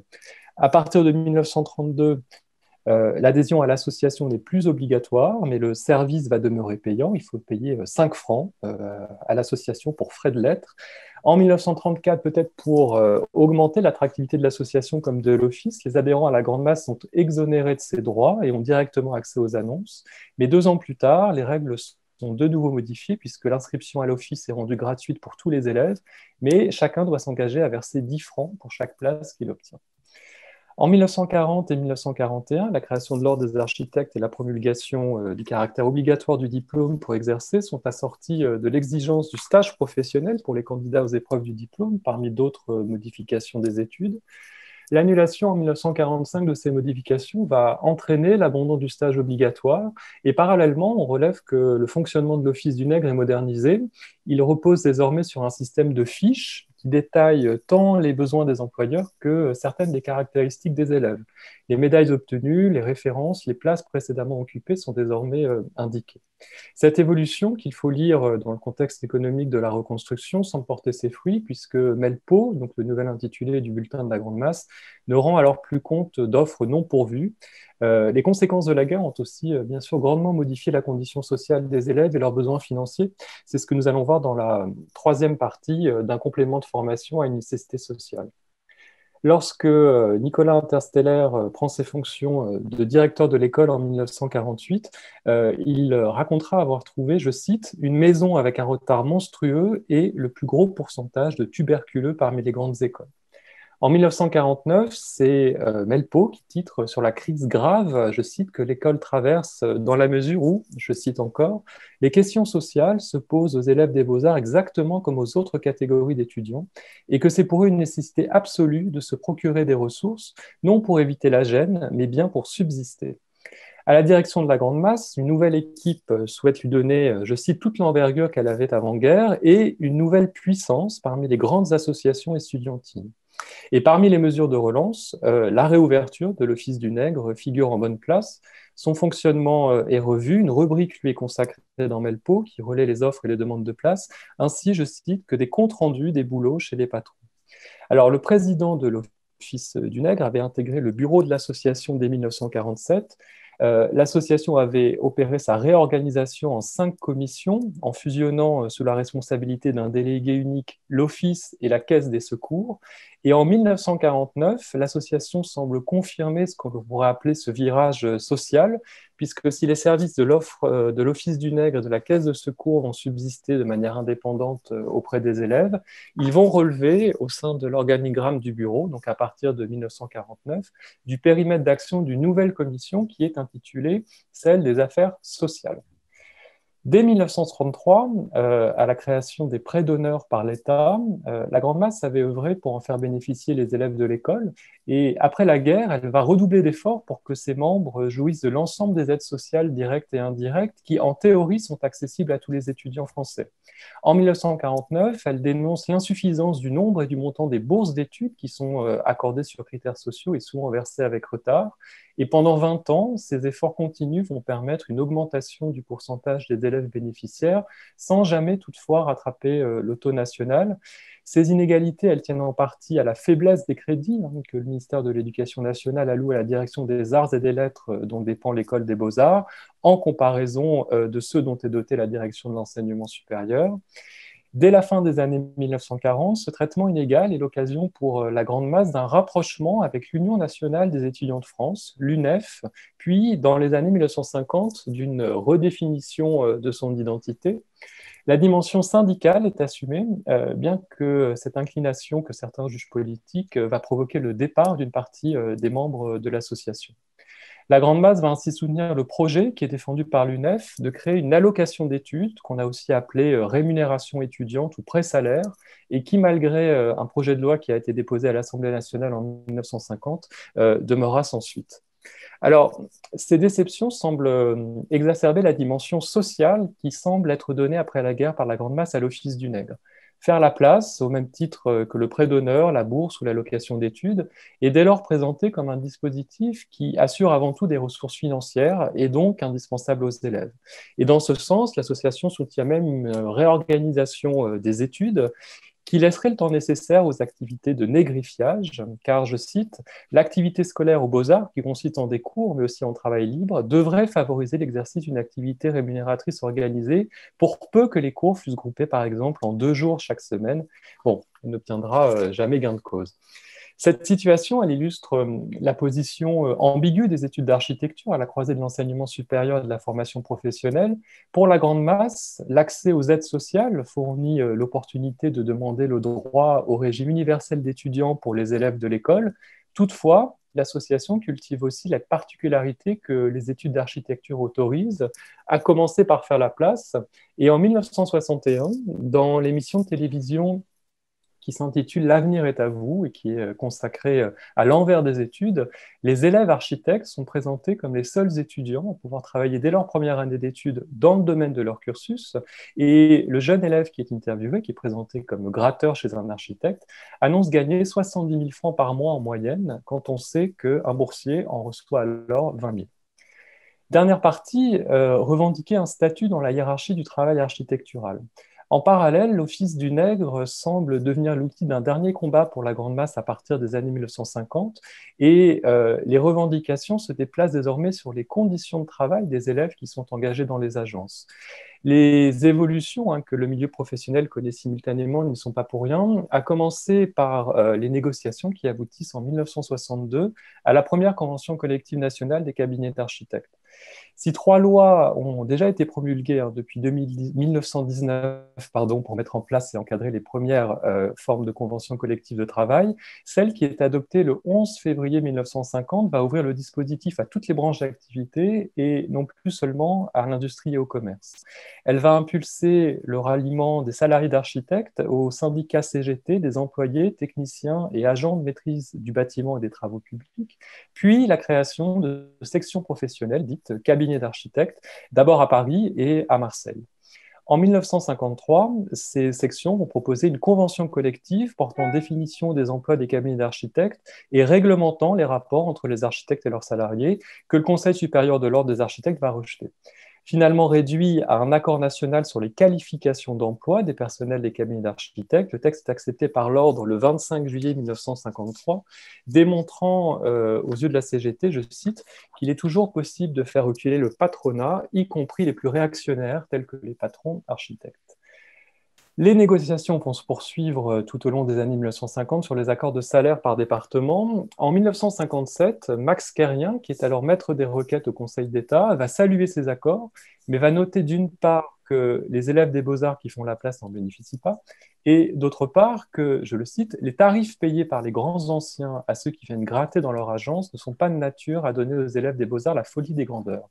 Tout en remarquant que le bénéfice intellectuel que peuvent retirer les élèves du contact d'un grand patron est utile, il va recommander des tarifs plus élevés. Le 1er juin 1962, la première convention collective nationale réglementant les conditions de travail des employés, des techniciens, des dessinateurs et des cadres des cabinets d'architectes est signée. Elle définit les qualifications des emplois salariés des agents d'architectes, elle définit des grilles de salaire, l'affiliation à la caisse de retraite des cadres, également un encadrement des procédures de licenciement. Cependant, la valeur du point n'est toujours pas fixée et le texte laisse de côté les élèves de l'école des beaux-arts, puisque sont uniquement considérés comme collaborateurs d'architectes les employés qui travaillent au moins 20 heures par semaine ou 96 heures par mois dans un cabinet d'architectes. La grande masse ne semble pas avoir été invitée à la table des négociations et par ses propres moyens, elle va tenter de contribuer au débat. En 1961, pointant, je cite, le travail de création et les importantes responsabilités confiées aux élèves de l'école dans les agences d'architectes, elle rappelle notamment aux membres de la SADG la grille indicative des rémunérations minimales des élèves faisant la place qu'elle a élaborée depuis plusieurs années. Donc vous le voyez, 5 tarifs horaires sont différenciés selon les cursus des élèves, des admissionnistes aux élèves de première classe constructeurs ou diplomables. Et constatant la réussite de l'Office pour les architectes, Philippe Moll, qui est alors grand massier, va même proposer cette année-là de l'étendre aux peintres, aux sculpteurs et aux graveurs de l'école des beaux-arts. Simultanément, les candidats et les élus au bureau de l'association, qui est renouvelé, vont aussi prendre position sur les conditions de travail des élèves architectes. En 1960, par exemple, c'est Christian Cacot qui propose ce qu'il appelle une convention collective du nègre, donnant un statut proche de celui d'un stagiaire chez son patron. En 1961, c'est Jean-François Delamarre qui brigue la direction de l'Office du nègre, qui va avancer l'élaboration de ce qu'il appelle un contrat du nègre. La même année, Alata, qui est candidat au poste de grand massier des architectes, va soutenir, je cite, un accord réel avec les employeurs et un classement avec échelon pour les tarifs du nègre. Paul Palacci, qui est futur grand massier, demande aussi la mise en place d'une convention du nègre qui garantirait aux élèves un salaire minimum, un statut tenant compte de leur capacité réelle et des périodes de congé pour assister au moins à une correction par semaine à l'école et, sans perdre sa place, prendre les 10 derniers jours avant les rendus. Donc on perçoit bien sûr les échos aux négociations en cours entre les syndicats d'employés et l'ordre des architectes. Maxime, oui. Le temps imparti est achevé. Est-ce que tu peux conclure, s'il te plaît ? Je conclus. Dans leur appel à mettre en place cette convention du nègre, on peut relever que les divers candidats soulignent la nécessité de travailler de concert avec les syndicats étudiants, mais pas avec les syndicats des employés des architectes avec lesquels ils ne souhaitent absolument pas être confondus. Cacot réclame explicitement un statut du nègre qui le différencie du dessinateur salarié avec lequel il est trop souvent confondu. En 1968, une enquête auprès des élèves de l'école révélera pourtant qu'être dessinateur est le poste le plus courant lorsqu'on fait la place. Pour conclure, alors est-ce que cette stratégie des élèves de la grande masse a été efficace ? Eh bien, aucune convention de travail ou de stage concernant les élèves architectes ne voit le jour au cours des années 1960. Et après 1968, si les conditions de la professionnalisation des étudiants des unités pédagogiques d'architecture sont au cœur de certaines réflexions, il semble que c'est plutôt la pratique opérationnelle qui, dans beaucoup d'UP, va obtenir les faveurs au détriment du stage. Notons toutefois que, malgré la suppression de la section architecture de l'École des Beaux-Arts, la grande masse perdure. Et en 1970, dans la revue du Conseil régional de Paris de l'Ordre des architectes, elle publie un encart qui, je cite, rappelle aux architectes qu'elle possède un CV de placement des élèves des unités pédagogiques. Merci pour votre attention. Bien, merci beaucoup. Bon, nous avons eu une matinée très variée et très alerte. Nous sommes revenus sur la genèse de l'enseignement moderne de l'architecture, car je pense que la création des écoles régionales a bien été ce moment décisif où les choses se sont mises en branle, même si elles ont tardé à trouver leur rythme de croisière. Nous sommes passés du général au particulier dans ce domaine, puis nous avons emprunté le chemin parallèle strasbourgeois de cette ville qui aura eu et qui a toujours 2 écoles d'architecture. Et enfin, eh bien, nous sommes passés dans l'autre monde, celui du travail, avec Maxime. Bon, il nous reste une dizaine de minutes théoriquement, mais je pense que l'on peut tricher un peu et déborder pour un jeu de questions et de réponses que vous pouvez poser bien sûr oralement ou par l'entremise de la fonction conversée que nous avons sur nos écrans. Donc, quel sera le courageux ou la courageuse pour lancer la discussion? Il est entendu que les communicants peuvent s'interroger mutuellement, hein.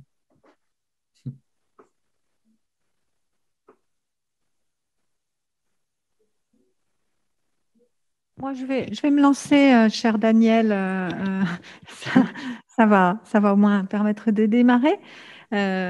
Bon, merci pour toutes ces communications. Il serait bien de se présenter pour l'enregistrement. Oui, hein, bien à sûr, chaque fois. tout à fait. Donc, Nathalie Mesureux, directrice de l'ENSA de Lyon. Merci pour toutes ces communications extrêmement riches et qui nous apprennent beaucoup sur l'histoire. En tant que directrice de l'école d'architecture de Lyon, j'ai été très intéressée par la communication relative à la naissance de l'INSA Strasbourg, de la 2e école de Strasbourg qui nous a été racontée. Et j'ai découvert que le projet de fusion entre l'ENSA actuelle de Strasbourg et l'INSA actuelle de Strasbourg avait existé donc, dans les années 68, si j'ai bien retenu. Et donc, j'aurais voulu savoir si c'était un exposé de Gauthier, si Gauthier pense qu'on pourrait réitérer un projet de fusion. Vous savez tous que l'école de Lyon est associée à l'INSA de Lyon, dont nous connaissons l'histoire, qui n'est pas du tout la même que celle de l'ancienne ENSAIS de Strasbourg. Mais à votre avis, cette histoire pourrait-elle s'écrire à nouveau? Alors, il y aurait pas mal de choses à dire sur le sujet. Il s'avère que l'unité de recherche à laquelle je ne suis pas membre de cette unité de recherche, mais de l'école d'architecture de Strasbourg, est une unité de recherche qui s'appelle AMUP et qui est partagée entre des chercheurs de mon école et des chercheurs de l'INSA. Donc, il y a des éléments de partage qui ont été mis en place.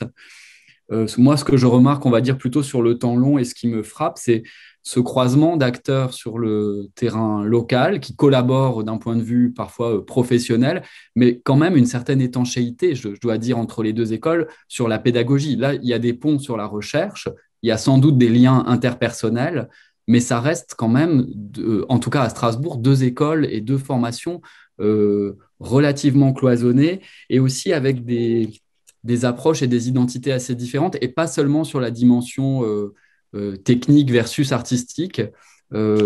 L'INSA, par exemple, ou les appellations qu'elle a eues précédemment, n'a jamais vraiment attaché son école au nom d'une grande figure enseignante, d'un patron, comme c'est le cas côté Beaux-Arts.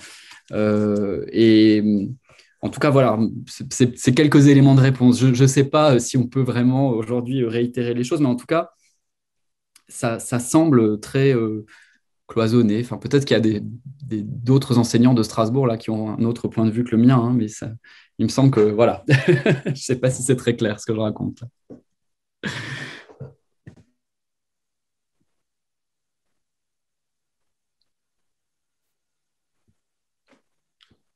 Donc, dans 20 ans, pour le prochain programme ENSA 21, nous saurons quelle est la réponse. Et en attendant, il faudra patienter. Bon.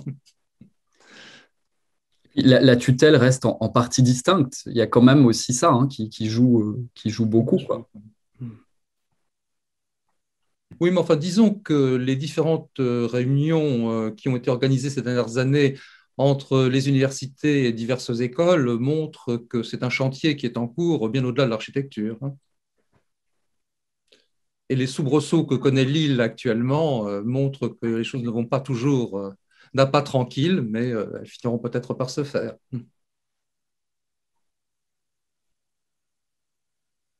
D'autres questions ou remarques? Question de Christian Marco qui est au pupitre ici, si vous voulez bien.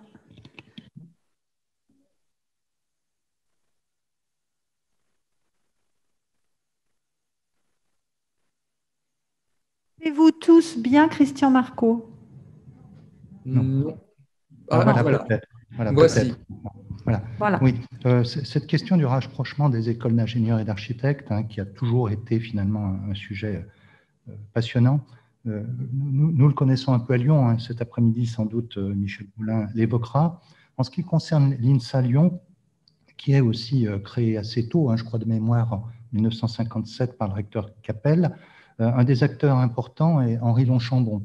Henri Longchambon est à l'origine de la création de la recherche en France, hein, vous le savez tous, y compris, bien sûr, du développement vers le CNRS, hein, où il a été, je crois d'ailleurs, directeur quelques jours seulement, hein, après avoir d'ailleurs animé la recherche et sa structuration avant que le CNRS ne soit créé. Henri Longchambon était professeur de minéralogie à l'université de Lyon et il enseignait un cours à l'école des Beaux-Arts de Lyon, en fait. C'était un des 6 universitaires composant les 12 enseignants d'école de Lyon.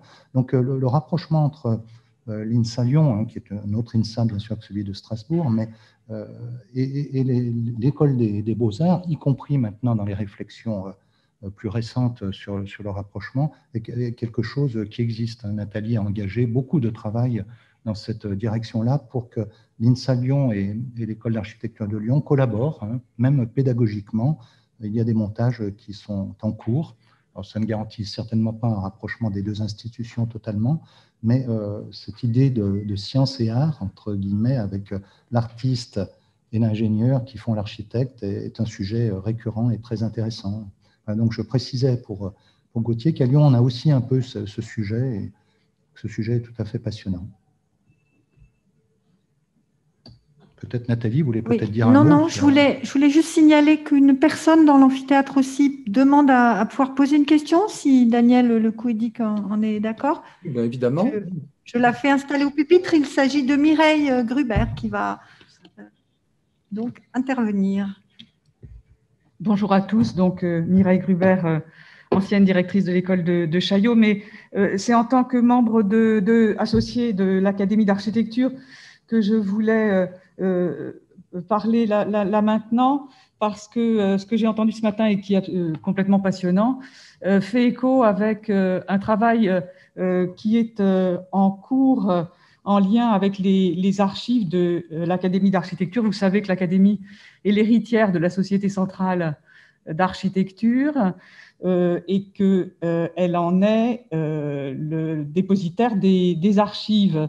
Et il existe au sein de l'Académie un service de la conservation qui est le gestionnaire de ces archives et qui anime leur exploitation. Et actuellement, il y a un travail de recherche qui est mené par Estelle Thibault, qui est au sein du laboratoire IPROS de l'UMR Auxerre et qui est financé par l'ANR et dont le thème est la Société centrale des architectes de 1840 à 1889, organisation professionnelle ou société savante.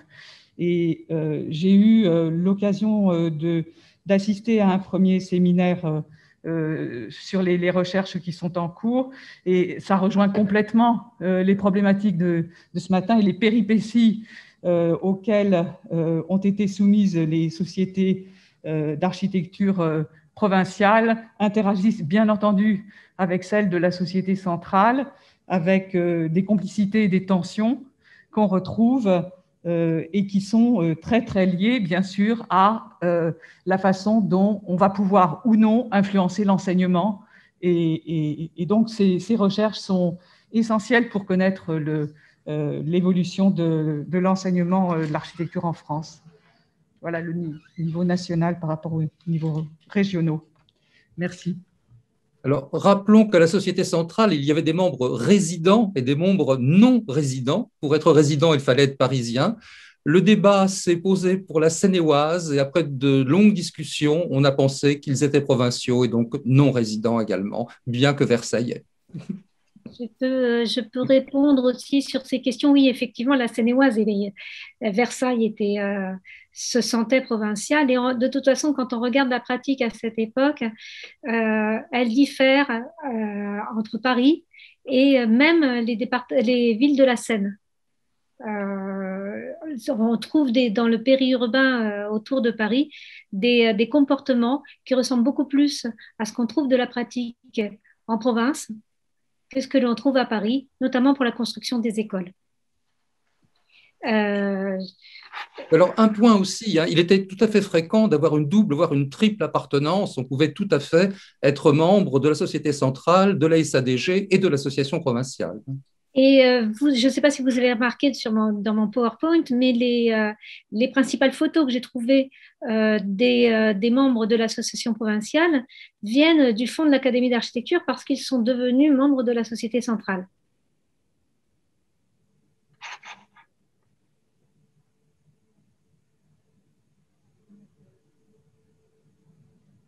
Y aurait-il d'autres questions?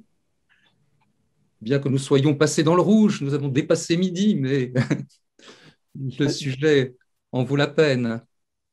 Daniel, si c'est... Oui, bien sûr. Adresser une question qui pourrait peut-être intéresser à la fois Denise et Gauthier. Dans vos deux communications, vous avez finalement cité des exemples d'établissements qui formaient à l'architecture, mais pas forcément à un niveau d'architecte. Vous avez, pour Denise, évoqué les écoles régionales des beaux-arts qui formaient à l'architecture sans forcément mener jusqu'à l'école des beaux-arts de Paris. Et Gauthier, tu as rappelé que les élèves en bâtiment de la première école allemande étaient aussi, pouvaient trouver une place sur le marché du travail. Est-ce que vous avez des pistes sur, moi c'est des questions qui m'intéressent à titre personnel, sur la disparition de ces formations intermédiaires? Pourquoi finalement au fur et à mesure des années, c'est l'enseignement supérieur dans le domaine de l'architecture qui est resté le Graal, ce qu'a pu montrer Gauthier et ce qu'on connaît du devenir de la formation à l'architecture? C'est tout à fait lié à la progression de la réglementation de la profession. Avec la création de l'ordre, les autres formations, parce qu'elles se poursuivent ces formations et elles forment à l'architecture. Ce que je veux dire, c'est que les élèves de ces écoles s'établissent comme architectes. Hein, dans leur à Paris aussi, il y a de nombreux architectes qui ne sont pas sortis de l'école des beaux-arts. Ils sont d'ailleurs minoritaires, les architectes sortis de l'école des beaux-arts. Hein. À la date de 1895, ils forment un peu plus d'un quart de la population professionnelle sur tout le territoire. Hein. Donc, c'est pas. Et ce sont les étapes de la réglementation avec la création de l'ordre et surtout ensuite la loi de 1977 qui vont mettre fin à ces enseignements. Oui, avec quelques nuances. Il y a des écoles des beaux-arts qui créent des formations de collaborateurs d'architectes après la création de l'ordre, notamment dans les villes reconstruites ou à reconstruire, bien sûr. Et puis c'était dans ces écoles des beaux-arts, elles formaient à l'architecture. C'était pas, il y avait des sections peinture et il y avait des sections architecture. Et il y a eu aussi une transformation de ces sections architecture en formateurs de collaborateurs d'architectes au fur et à mesure justement de la progression. Oui, c'est la même chose hein, que j'ai observé sur l'exemple strasbourgeois, hein, l'influence là, de la structuration de la profession sur la manière, enfin sur les débouchés même des diplômes dans les deux écoles. Et c'est vrai que, en tout cas, côté ancêtre de l'INSA, à l'époque c'est l'ENTS, cette diversité, elle est effectivement avant la création de l'ordre, donc elle est plutôt dans l'entre-deux-guerres. Et il y a effectivement toute une diversité de débouchés qui sont en tout cas annoncés et par l'école. Et Charam même les a, comment dire, constatés sur le terrain parce qu'il a regardé hein, dans différentes études qu'il a fait aussi cette intégration professionnelle des diplômés de l'école en considérant le milieu professionnel strasbourgeois dans l'entre-deux-guerres.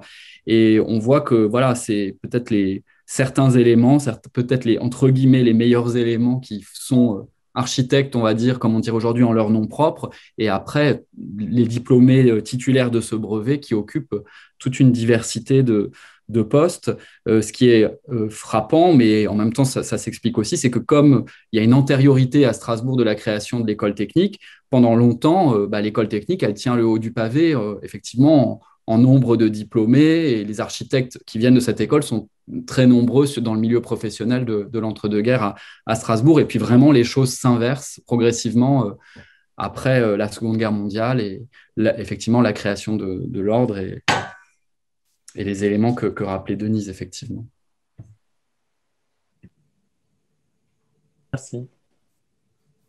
Après, moi, je viens prendre la parole depuis la salle. J'espère que vous m'entendez malgré le masque. Marie Wozniak. En fait, je trouve que c'est une belle question que vous soulevez parce que finalement, aujourd'hui, sans doute dans nos écoles, il y a trop peu de possibilités de sortir à Bac+3 en ayant une vraie possibilité de s'insérer professionnellement et d'avoir un statut dans une agence. Voilà. Comme il y a peu de possibilités de revenir après éventuellement une expérience avec ce niveau-là d'études pour reprendre un master, de la même façon qu'il n'y a sans doute pas suffisamment de relations entre nos écoles et les organismes de formation des architectes, et que du coup, finalement, tout ça, c'est pas très fluide. Ça existe, hein, on fait tous, et puis bon, ici particulièrement, il y a une formation professionnelle diplômante, donc bon, mais c'est quand même pas quelque chose de... oui, c'est pas fluide en fait. On a quand même un espèce de tuyau, c'est difficile de rentrer dans une école aujourd'hui, comme l'a rappelé Nathalie, on a de plus en plus de pression à l'entrée. Quand on y est, nous, on essaye de faire en sorte que nos étudiants réussissent leur parcours jusqu'à leur master. Et puis, c'est comme un tuyau dans lequel on serait entré comme ça. Bon. Et sans doute que ça manque. On a tous réfléchi, je pense, qui a des bachelors, pour essayer de mieux travailler finalement ces différentes étapes et de refaire du lien et qu'on puisse plus facilement sortir de l'école, y revenir peut-être tout au long de sa vie professionnelle, passer d'une école à l'autre, on le fait déjà, mais voilà, je trouve que c'est un beau sujet et qu'on doit traiter forcément avec la profession, avec les professions, on va dire.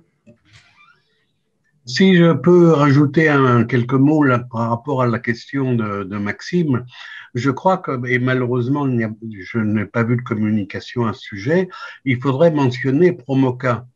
Promoca qui, pendant plusieurs années, plusieurs décennies même, a permis à des collaborateurs d'architectes, donc qui n'étaient pas diplômés d'architecture, bien évidemment, a permis donc à des collaborateurs d'architectes de monter, je dirais, dans la qualification et dans la hiérarchie professionnelle, et le fait que la disparition de Promoca dans les années 80 a certainement, justement, modifié les possibilités d'insertion professionnelle à des niveaux intermédiaires, puisque ces insertions à des niveaux intermédiaires laissaient ouvert des possibilités de promotion jusqu'au diplôme d'architecte stricto sensu. Et je crois que là, malheureusement, il manque une communication sur Promoca, puisque dans les relations entre l'ordre et la formation, ou l'ordre et l'enseignement, ou les organisations professionnelles et l'enseignement, Promoca a joué un rôle très important, en tous les cas jusque dans les années 80. Et puis je crois également, mais alors là c'est sous bénéfice d'inventaire, que l'école de Marne a mis en place une formation de collaborateurs d'architectes qui ne conduit pas au DPLG. Et à ma connaissance, c'est la seule école qui ait réellement passé le pas et donc mis en place une formation qui s'arrête je dirais, en cours d'études ou en cours de qualification professionnelle vis-à-vis du cursus de DPLG, pour ne pas parler, bien évidemment, de la HMO. Et donc là, il y a bien un retour, malgré tout, sur ces questions de qualification intermédiaire dans les agences et dans les cabinets.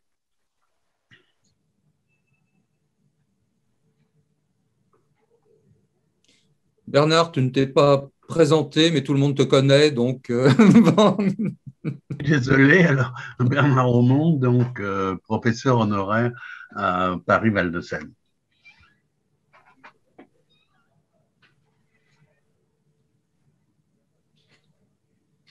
Bien, était-ce la dernière intervention? Écoutez, j'en ai l'impression. La matinée a été très riche. Je ne doute pas qu'il en ira de même cet après-midi. Je vous remercie tous, intervenants et auditeurs. Et donc, nous reprenons à 14h, je crois.